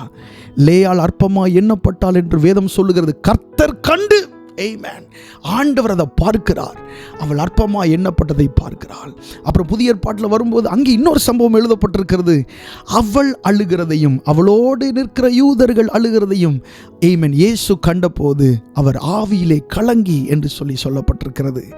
மார்த்தாலும் மரியாளும் அங்கே அவர்கள் அழுகிறார்கள். அவர்கள் அழுகிறதை இயேசு கண்டபோது இவரும் ஆவியிலே கலங்கி அவர் கண்ணீர் விட்டார். வேதத்தில் அந்த வசனம் இயேசு கண்ணீர் விட்டார் அப்படின்னு சொல்லி எழுதப்பட்டிருக்கிறது. ஆமென். உங்களுடைய பாரத்தை பார்த்து கொண்டு அவர் அதை ரசித்து கொண்டு இருக்கிறவர் அல்ல. இந்த பூலோகத்தில் இருக்கிற உங்கள் தாய் தகப்பன்மார்களே, நீங்கள் அழுகும்போது சில நேரத்தில் அவர்கள் அழுது விடுவார்கள். நீங்கள் அழுகும்போது அவர்களால் தாங்கிக் கொள்ள முடியாது. நீங்கள் கஷ்டத்தில் இருக்கிறீங்கன்றதை தெரிந்து கொண்டு அவர்களால் சந்தோஷமாக இருக்க முடியாது. இந்த பூமிக்குரிய பெற்றோர்கள், அதாவது வேதத்தில் இவர்கள் இந்த நல்ல பெற்றோர்கள் வேதத்தில் எப்படி சொல்லப்பட்டிருக்கு, பொல்லாதவர்களாகிய நீங்களே உங்கள் பிள்ளைகளுக்கு இப்படி நல்ல ஈவுகளை கொடுக்க அறிந்திருக்கும் போது உங்கள் பரமபிதா அப்படின்னு சொல்லி ஆண்டவர் அவரை குறித்து அங்கே சொல்லுகிறார். பாருங்க, இந்த வசனம் சொல்லுகிறது, உங்களுக்கு இறங்கும்படி கர்த்தர் காத்திருப்பார். அதற்கான காலம் வரல, உங்களுக்கு இறங்குகிறதற்கான காலம் வரல, ஆனால் ஆண்டவர் வெயிட் பண்ணுறாரு. இந்த காலம் வருகிறவர், ஏன்னா எதுவுமே ஆண்டவர் செய்யும்போது காலத்தில் தான் செய்கிறார். அந்த காலம் அது ரொம்ப முக்கியமானது. ஆண்டவர் எதை செய்தாலும் அவருடைய காலத்தில் தான் செய்வார். அதை நான் இப்பொழுது சொல்ல விரும்புகிறேன். 2 விதமான காலம் இருக்கிறது. ஒருவேளை உங்களுக்கு தெரிந்திருக்கலாம், இல்லாவிட்டால் நீங்கள் தெரிந்து கொள்ளுங்கள். ஆண்டவர் எப்போதுமே தன்னுடைய காரியத்தை அவர் மனுஷர்களுடைய நேரத்தில் செய்கிறது அல்ல. அவருடைய நேரத்தில் தான் ஆண்டவர் எதையுமே செய்வார். நம்முடைய நேரத்திலே செய்யப்படுகிற இந்த காரியத்திற்கு பெயர் குரோனோஸ் அப்படின்னு அர்த்தம். இந்த குரோனோஸ் டைமில் தான் நம்ம இயங்கிக்கிட்டு இருக்கிறோம். மனிதர்களுடைய நேரம் இது. ஆண்டவரே எனக்கு இப்போவே செய்யும், நான் கூப்பிடுகிற நாளிலே அப்படின்னு தாவீது சொல்கிறாரு பாருங்க. இப்போவே எனக்கு செய்யும் அப்படின்னு சொல்லி ஆண்டவர்கிட்ட கேட்போம். நம்ம குரோனோஸ் டைம் அது, ஓகேவா? அப்புறம் அதில் இன்னொன்று கெய்ரோஸ் அப்படின்ற ஒரு சீசன் இருக்கிறது. கெய்ரோஸ் அப்படின்னா தேவனுடைய நேரம் அப்படின்னு அர்த்தம். ஆமென். கர்த்தர் குறித்திருக்கிற வேலை அப்படின்னு. ஆண்டவர் ஒரு நாளும் அந்த கெய்ரோஸை விட்டுட்டு இந்த குரோனோஸில் வந்து ஆண்டவர் கிரியை செய்ய மாட்டார். அவர் அப்படி வேலை செய்ய மாட்டார். அது ஒரு திராட்சரசமாய் தண்ணீரை திராட்சரசமாக மாற்றுகிற அவசரமான வேலையாக இருந்தாலும் கூட ஆண்டவர் சொல்லுவார், என் வேலை இன்னும் வரவில்லை, அது இன்னொரு 2 நிமிஷத்தில் வரப்போகுது அல்லது இன்னொரு 10 நிமிஷத்தில் வரப்போகுது. ஆனால் ஆண்டவர் செய்ய மாட்டார். அவருடைய நேரத்தில் மட்டும்தான் ஆண்டவர் என்ன செய்வார். இந்த ரகசியத்தை நீங்கள் புரிந்துக்கோங்க. எப்பவுமே கர்த்தர் உங்களுடைய ஜெபத்திற்கு பதில் கொடுக்கும்போது இப்படித்தான் கொடுப்பார். அவருடைய நேரத்தில் தான் உங்களுக்கு பதிலை ஆண்டவர் என்ன செய்வார், கொடுப்பார். அதுதான் இந்த கெய்ரோஸ் சீசன். இந்த 2025 ஆண்டவர் இப்படிப்பட்ட இந்த கெய்ரோஸ் சீசன் உங்களுக்காக என்ன செய்திருக்கிறார், வைத்திருக்கிறார். அவருடைய நேரம். அதனால இந்த வசனம் பாருங்க எவ்வளவு அருமையாக சொல்லப்பட்டிருக்கு. ஆனாலும் உங்களுக்கு இறங்கும்படி காத்திருப்பார். ஆனாலும் உங்களுக்கு இறங்கும்படி கர்த்தர் காத்திருப்பார். ஆமென். நீங்க படுகிற கஷ்டத்தை பொறுத்து கொண்டு அவரால் இருக்க முடியவில்லை. ஆமென். உங்களுடைய உபத்திரவங்களை பார்த்து கொண்டு அவரால் இருக்க முடியவில்லை. அவர் காத்திருக்கிறார். எதற்காக? உங்கள் மேல் இறங்குகிறதற்காக. அப்படி ஆண்டவர் இறங்கும் போது ஒரு நொடியிலே எல்லாம் தலைகீழாக மாறி போகும். ஆமென். நீங்கள் இப்போ கொண்டிருக்கிற எந்த கவலையும் எந்த பாரமும் அந்த நேரத்தில் உங்களை அழுத்தவே அழுத்தாது. எல்லாம் தலைகீழாக மாறுகிற நேரம் அது. எல்லாம் அப்படியே ஆமென் அற்புதமாக அதிசயமாக மாற்றப்படுகிற வேலை அது. ஆமென். ஹல்லேலூயா. கர்த்தர் இறங்கினால் போதும், இந்த வருஷத்தில் எல்லா காரியங்களும் உங்களுக்கு நேர்த்தியாய் நடைபெறும். இந்த வருஷத்தில் கர்த்தர் உங்களுக்கு என்ன செய்வார், இறங்குவாராக. ஹல்லேலூயா. அடுத்தது அங்கே சொல்லப்பட்டிருக்க, அவர் நீதி செய்கிற தேவன். கர்த்தர் நீதி செய்கிறவர். அவர் இறங்கும்போது நீதி செய்வார். ஹல்லேலூயா. இறங்கும்போது கர்த்தர் உங்களுக்கு நீதி செய்வார். அவருக்கு தெரியும் நீங்கள் பட்ட உபத்திரவம் தெரியும், உங்கள் பிரயாசம் தெரியும். ஆமென். உங்களுடைய நிந்தனை தெரியும், உங்களுடைய அவமதிப்பு, உங்களை அவமதித்தார்களே அது ஆண்டவருக்கு தெரியும், உங்களை அற்பமாக பேசினது ஆண்டவருக்கு தெரியும். அப்போ அவர் இறங்கும்போது அவர் அதற்கு நீதி செய்கிற தேவனாய் இருக்கிறார். ஹல்லேலூயா. அடுத்ததாக ஆமென். உபாகம் 13:18 வசனத்திலே இப்படி சொல்லப்பட்டிருக்கிறது. உபாகமம் 13:18. கர்த்தர் தமது கோபத்தின் உக்கிரத்தை விட்டு திரும்பி உனக்கு தயை செய்து உனக்கு இறங்கி அவர் உன் பிதாக்களுக்கு ஆணையிட்டபடி உன்னை விருத்தி அடைய பண்ணுவார். ஆமென். உபாகம் 13:18. கர்த்தர் தமது கோபத்தின் உக்கிரத்தை விட்டு திரும்பி உனக்கு தயை செய்து உனக்கு இறங்கி அவர் உன் பிதாக்களுக்கு ஆணையிட்டபடி உன்னை விருத்தி அடைய பண்ணுவார். ஆண்டவர் ஒரு மனுஷன் மேலே இரக்கம் பாராட்டும் போது அடுத்து என்ன நடக்கும் அப்படின்னா, அவனை ஆண்டவர் விருத்தி அடைய பண்ணுகிறார். ஹல்லேலூயா. ஆண்டவர் உங்கள் மேலே இரக்கம் பாராட்டும் போது ஆமென் நீதி மட்டும் செலுத்துகிறது அல்ல, அல்லது உங்கள் ஸ்தானத்துக்கு கொண்டு வரது மட்டும் அல்ல. இந்த மூன்றாவது விஷயம் என்ன அப்படின்னு சொன்னால், ஆண்டவர் உங்களுக்கு இரக்கம் செய்யும் போது உங்களை விருத்தி அடைய பண்ணுகிறார், உங்களை வளரச் செய்கிறார், உங்களை பெருகச் செய்கிறார். ஆமென். பல வருஷமாக வளர்ச்சி நிறுத்தப்பட்ட ஒரு நிலையில் நீங்கள் காணப்படலாம். அநேகர் உங்களை பார்த்தப்போ அப்படி தான் சொல்லுவாங்க, ஐயோ அவ்வளோதானா, முடிஞ்சு போச்சா, இவங்களுக்கு அவ்வளோதானா அப்படின்னு உங்களை குறித்து ஆமென் அநேகர் திட்டம் பண்ணி வைத்திருப்பாங்க. ஆனால் இந்த 2025 வருஷத்தில் ஆண்டவர் உங்களுக்கு இறங்கினபடினால அவர் என்ன செய்ய போகிறார் அப்படின்னு சொன்னால், உங்களை விருத்தி அடைய பண்ண போகிறார். ஹல்லேலூயா. அது பாருங்க, உங்களுக்கு ஒரு குழந்தை பாக்கியத்திற்காக நீங்கள் எதிர்பார்த்து கொண்டிருக்கலாம். ஆண்டவர் இந்த வருஷத்தில் உங்களை விருத்தி அடைய பண்ணுவார். ஆமென். ஹல்லேலூயா. தொழில் சம்பந்தப்பட்ட காரியங்களிலே நீங்கள் ஒரு தொழில் சம்பந்தப்பட்ட காரியத்தில் நீங்கள் ஒரு வளர்ச்சியை விருத்தியை எதிர்பார்த்து கொண்டிருக்கலாம். ஆண்டவர் இந்த வருஷத்தில் உங்களுக்கு இறங்கினபடினாலே நிச்சயமாக அந்த தொழிலில் ஒரு விருத்தியை கட்டளையிடுவார். ஹல்லேலூயா.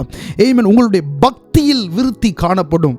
இந்த வருஷத்தில் நீங்கள் ஆண்டவரோடு இருக்கிற காரியத்தில், இந்த ஸ்பிரிச்சுவல் காரியத்தில் ஒரு வளர்ச்சியை ஆண்டவர் உங்களுக்கு என்ன செய்ய போகிறார், கட்டளையிட போகிறார். கர்த்தர் நல்லவர். ஸோ ஆண்டவர் நம்மேல் இரக்கம் பாராட்டும் போது இந்த 3 விஷயங்கள் நடக்கிறது. என்னென்ன விஷயங்கள்? முதலாவது, உங்களுடைய ஸ்தானத்திற்கு உங்களை கொண்டு வருவார். இரண்டாவது, உங்களுக்கு நீதி செய்வார். மூன்றாவது, உங்களை விருத்தி அடைய பண்ணுவார், உங்களை வளரச் செய்வார். ஹல்லேலூயா, ஆமென். உனக்கு இறங்கி அவர் உன் பிதாக்களுக்கு ஆணையிட்டபடி உன்னை விருத்தி அடைய பண்ணுவார். ஹல்லேலூயா, உங்களை பெருகச் செய்வார்.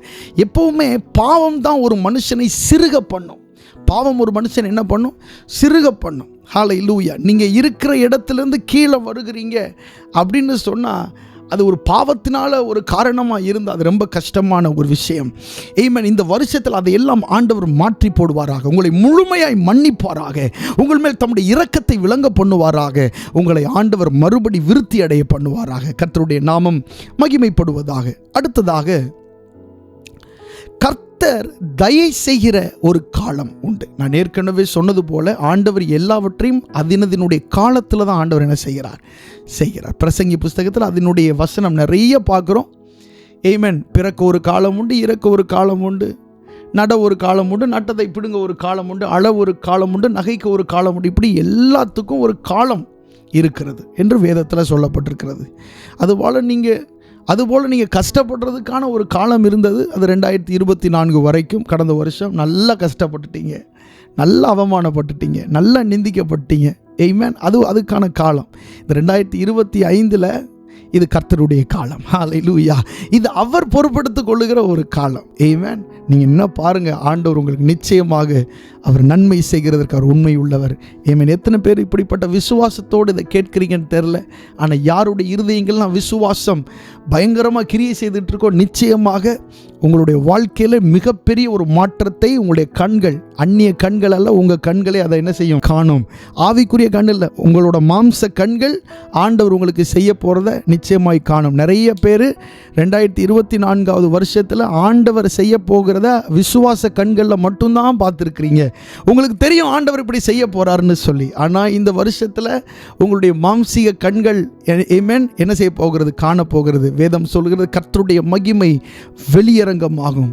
மாம்சமான யாவருடைய கண்களும் அதை ஏகமாக என்ன செய்யும்? காணும். கர்த்தருடைய மகிமை வெளிப்படுகிறத உங்களுடைய கண்கள் இந்த வருஷத்தில் பார்க்க தான் போகிறது. கர்த்தர் நல்லவர். ஆமென். அடுத்ததாக வாசிக்கலாம். எஸ்தர் புஸ்தகம் 5ஆம் அதிகாரம் 2வது வசனம். எஸ்தர் 5:2. ராஜா ராஜஸ்திரீயாகி எஸ்தர் முற்றத்தில் நிற்கிறதை கண்டபோது அவளுக்கு அவன் கண்களில் தயை கிடைத்ததினால் ராஜா தன் கையில் இருக்கிற பொற்செங்கோலை எஸ்தரிடத்திற்கு நீட்டினான். அப்பொழுது எஸ்தர் கிட்ட வந்து செங்கோலின் நுனியை தொட்டாள். இந்த வசனத்தை நம்ம வாசிக்கும்போது எஸ்தர் ராஜாத்திக்கு ராஜாவின் கண்களில் தயை கிடைத்ததை குறித்து எழுதப்பட்டிருக்கிறது.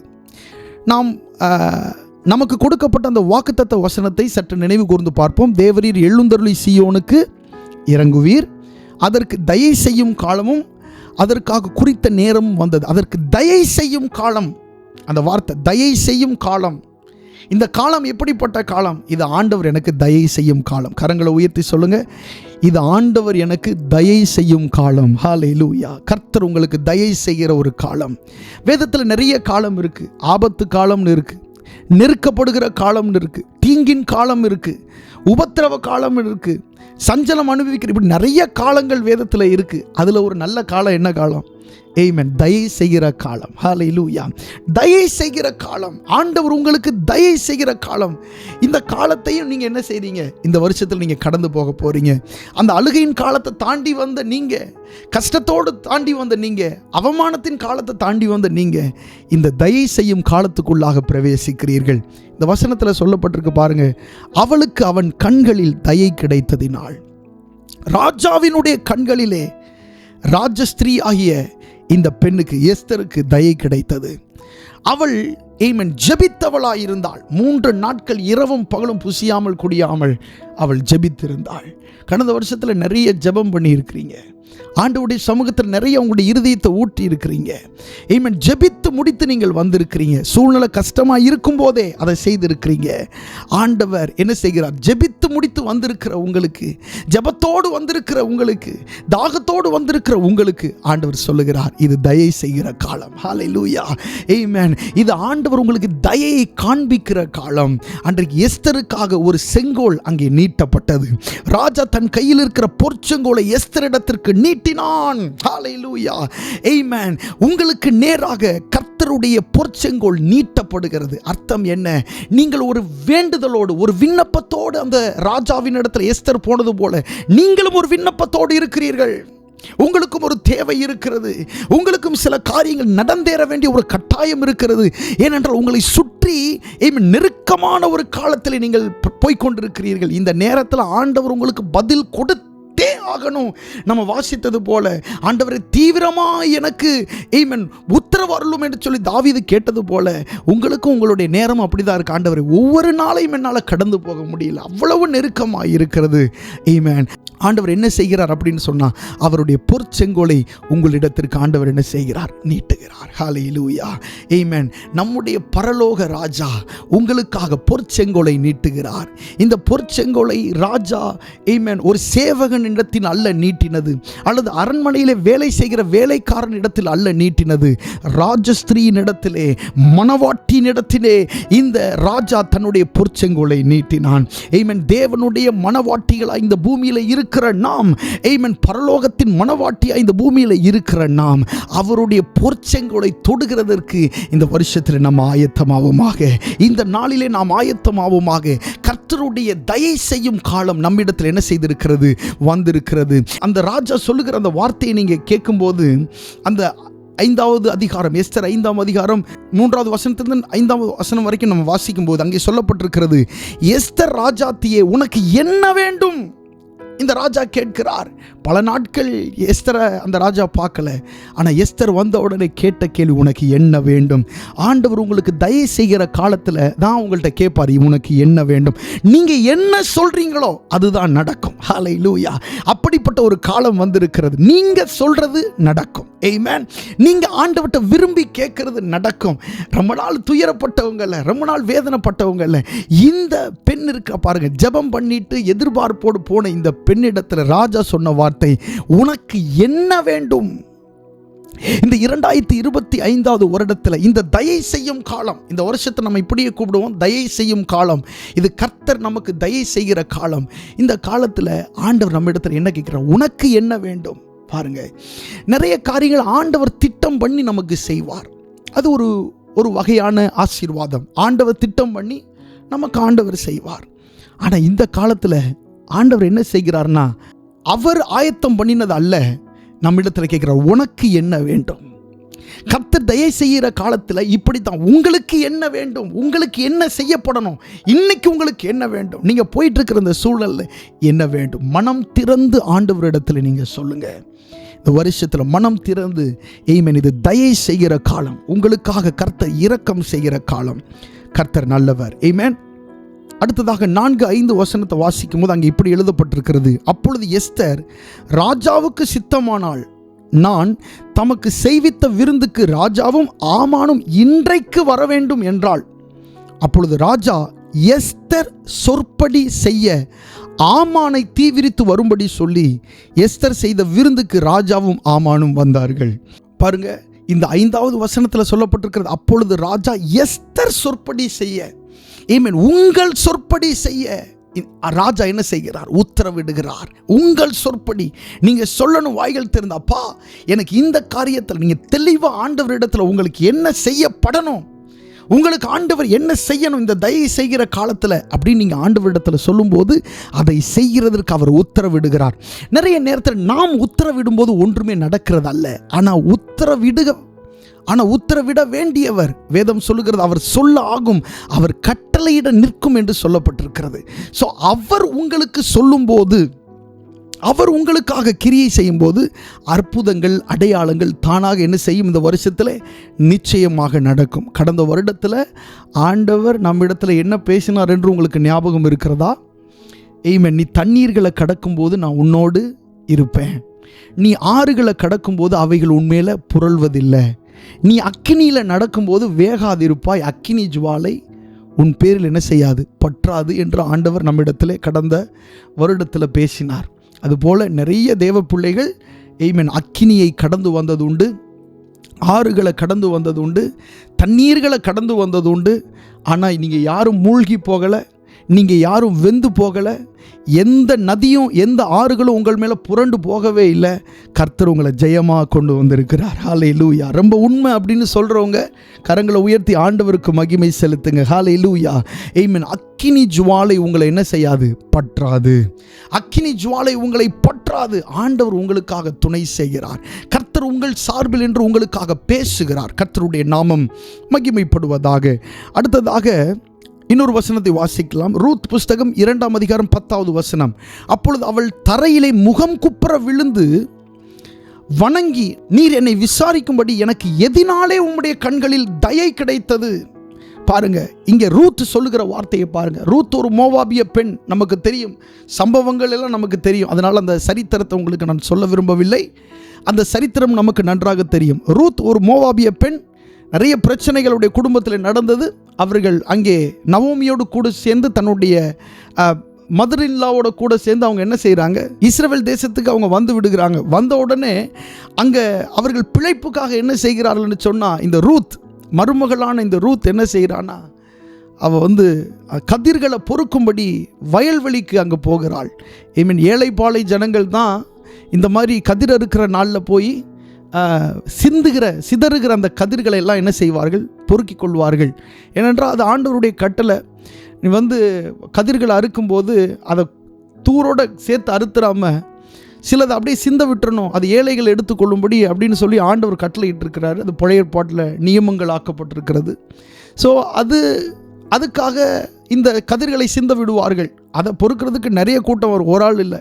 ஏன்னா இந்த போவாஸ் என்கிறதான இந்த மனிதன் பெரிய இடத்திற்கு சொந்தக்காரன், பெரிய நிலம் வைத்திருக்கிறவன். அதனால் நிறைய கூட்டம் இந்த போவாசினுடைய இடத்திற்கு வரும். அது மட்டும் இல்லை, இந்த மனுஷன் ரொம்ப நல்ல மனுஷன், வேறு ரொம்ப இரக்கமுள்ள மனுஷன். அதனால் நிறைய வயல்வெளிக்கு போகாமல் இவனுடைய வயலுக்கு தான் நிறைய பேர் வருவாங்க. ஏன்னா இங்கே வரும்போது கொஞ்சம் இரக்கமுள்ள மனுஷனாக இருக்கிறதுனால ஈஸியாக கதிர் பொறுக்கிடலான்னு சொல்லி. அப்போ ரூத்து மட்டும் அந்த இடத்துல இல்லை, நிறைய பேர் அங்கே இருக்கிறாங்க, ஏழை பாலை ஜனங்கள். ஆனால் இந்த போவாசினுடைய பார்வை, அந்த தயையுள்ள பார்வை, அந்த இரக்கமுள்ள பார்வை இந்த பெண் மேலே தான் என்ன செய்தது? பட்டது. ஹல்லேலூயா. ஆமென். இந்த வார்த்தையின் மூலமாக நாம் அறிந்து கொள்ள வேண்டியது என்ன? உங்களுக்கு முன்பாக 1000 பேர் இருக்கலாம், உங்களை சுற்றி 1000 பேர் இருக்கலாம். ஆனால் கர்த்தருடைய இரக்கமுள்ள கண்கள், அவருடைய தயையுள்ள கண்கள், அவர்கள் எல்லாம் விட்டுட்டு உங்க மேல என்ன செய்யும்? விசேஷமாய்ப்படும். உங்க மேல விசேஷமாய்ப்படும். அதனால தான் இந்த ரூத் போவாஸ்ட கேட்கிறா, தரையில முகம் குப்புற விழுந்துடுறா, வணங்கி சொல்லுகிறாள், நான் அந்நிய தேசத்தாளாக இருக்கேன், நான் இந்த ஊருக்காரி அல்ல, நான் வேற ஒரு ஊர்ல இருந்து வந்தவள், நான் அந்நிய தேசத்தாளாக இருக்கேன், நீர் என்னை விசாரிக்கும்படி எனக்கு எதினாலே உம்முடைய கண்களில் தயை கிடைத்தது. ஆமென். ஹல்லேலூயா. இந்த விசாரிப்பு, போவாசினுடைய இந்த அன்பான விசாரிப்பு அவளுக்கு கிடைத்ததற்கு காரணம் ஆமென், போவாஸ் அல்ல, அவனுக்குள்ளே இருக்கிற ஆண்டவர். ஹல்லேலூயா. அவனை செயல்படுத்தின ஆண்டவர். ஏனென்றால் இவள் வரும்போது சொல்லிவிட்டு வந்தவள் அல்லவா, உம்முடைய தேவன் என்னுடைய தேவன் என்று சொல்லிவிட்டு வந்தவள் அல்லவா. அதனால ஆண்டவர் என்ன செய்கிறார்னு சொன்னான், இவளுக்கு அவருடைய கண்களிலே ஒரு தயை கட்டளையிடுகிறார். ஹல்லேலூயா. ஆண்டவர் உங்களுக்கு தயை செய்தால்தான் மனிதர்கள் உங்களுக்கு தயை செய்ய முடியும். ஆண்டவர் உங்களுக்கு இரக்கம் செஞ்சாதான் மனிதர்கள் உங்களுக்கு இரக்கம் செய்ய முடியும். ஆண்டவர் உங்களுக்கு செய்யலைன்னா மனிதர்கள் யாரும் உங்களுக்கு இரக்கம் என்ன செய்ய முடியாது? செய்யவே முடியாது. அவர்கள் முயற்சித்தாலும் அவங்களால செய்ய முடியாது. ஆண்டவரோட இரக்கம் உங்களுக்கு கிடைச்சிருச்சுன்னா, ஆண்டவரோட தயவு உங்களுக்கு கிடைச்சிருச்சுன்னா, மனிதர்கள் எளிதாக என்ன செய்வார்கள்? உங்களுக்கு உதவி செய்வார்கள். இந்த உலகம் மனிதர்களால் நிறைந்த உலகம். பாருங்க, இங்க மனிதர்கள் தான் நிறைய பேர் இருக்கிறோம். ஆமென். ஆண்டவர் எப்போதுமே இன்னொரு உதவிக்கான மனிதனையும் இங்கே தான் ஆண்டவர் என்ன செய்கிறார்? வைத்திருக்கிறார். பாருங்க, மோசேக்கு ஒரு ஆரோன் தேவை. ஆண்டவர் ஆரோனை மோசேக்காக அனுப்பினார். ஆண்டவர் சொல்லுகிறார், நீ மோசேக்கு எதிரிட்டு போ என்று சொல்லுகிறார். அதனால தான் அவன் போய் மோசேயை சந்திக்கிறான். அந்த நாட்களில் எந்த ஒரு செல்ஃபோன் இல்லை, நெட் வசதிகள் இல்லை, எதுவுமே இல்லாத காலத்தில் கர்த்தரே அவனை என்ன செய்கிறார்? நடத்தி அவர்களை இணைக்கிறார். அதுபோல போவாசையும் ரூத்தையும் ஆண்டவர் இணைக்கிறார். மனுஷர்களை இணைப்பார். ஹல்லேலூயா. மனுஷர்கள் ஆண்டவர் என்ன செய்வார்? இணைப்பார். நீதிமொழிகள் புஸ்தகத்தை நீங்கள் வாசிக்கும் போது அங்கே ஒரு வசனம், இப்படி அழகான ஒரு வசனம் எழுதப்பட்டிருக்கும். தண்ணீரில் முகத்திற்கு முகம் ஒத்திருக்கிறது போல மனுஷர்கள் அவருடைய இருதயத்திற்கு இருதயம் என்ன செய்யும்? ஒத்திருக்கும் அப்படின்னு ஒரு வசனம் எழுதப்பட்டிருக்கிறது.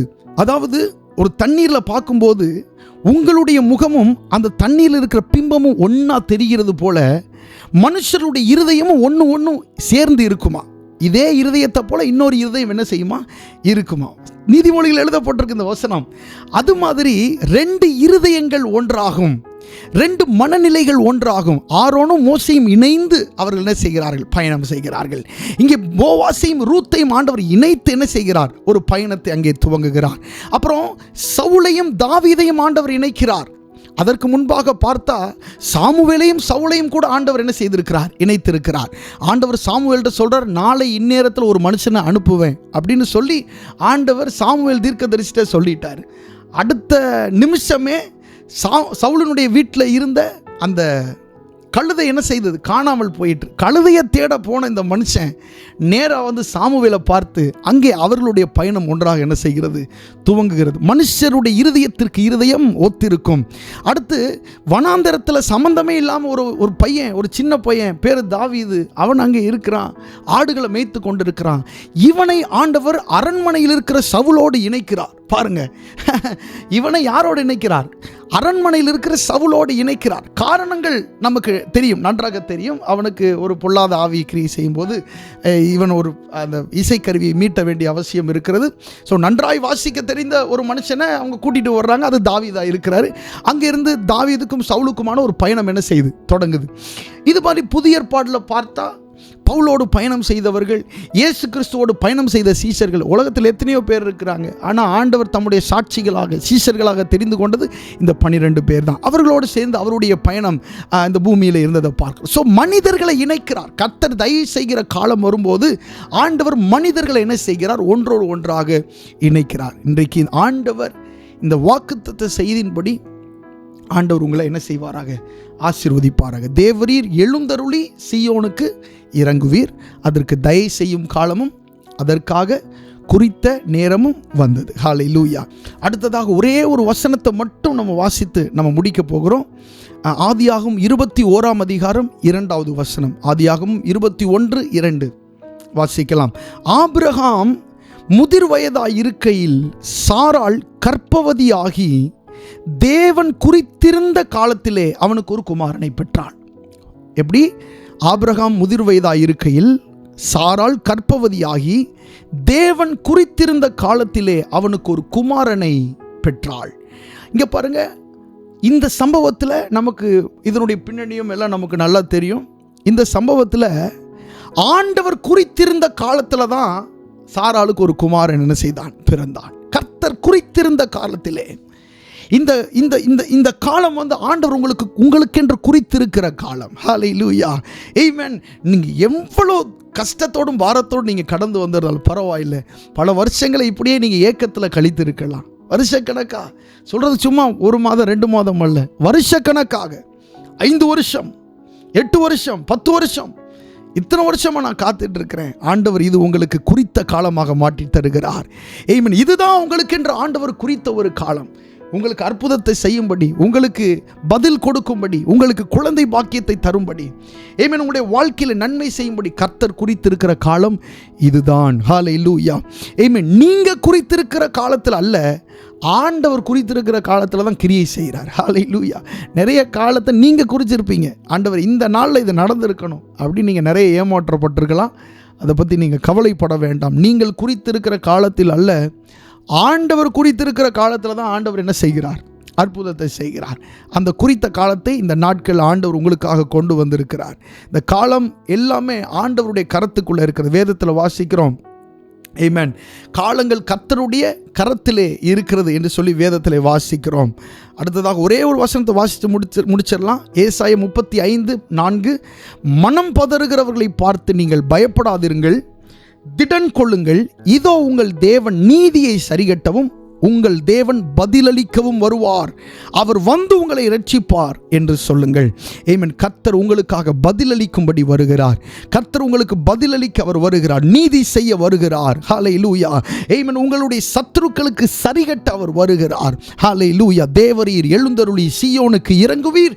ஆமென். அதற்கு தயை செய்யும் காலமும் அதற்காக குறித்த நேரமும் வந்திருக்கிறது. கண்களை மூடி நம்ம ஜெபம் பண்ணுவோம். ஆண்டவரை ஸ்தோத்திரம் பண்ணுவோம். சில நிமிடங்கள் அப்படியே அவரை ப்ரைஸ் பண்ணுங்க, ஆண்டவரை மகிமைப்படுத்துங்க. ஆண்டவரே ஸ்தோத்திரம்ப்பா, உங்கள் நாமத்தை உயர்த்துகிறோம். ஆண்டவரே, நீர் எவ்வளவு பெரியவர், நீர் எவ்வளவு மேன்மையுள்ளவர். ஆண்டவரே, நீர் எவ்வளவு உண்மையுள்ளவர். சுவாமி, நீர் எவ்வளவு அற்புதங்களை செய்கிறவர். அப்பா, வேதம் சொல்லுகிறது, அவர் சொல்ல ஆகும், அவர் கட்டளையிட நிற்கும். ஆண்டவர் சொன்ன ஆகும், அவர் கட்டளையிட்ட அப்படியே நிற்கும்.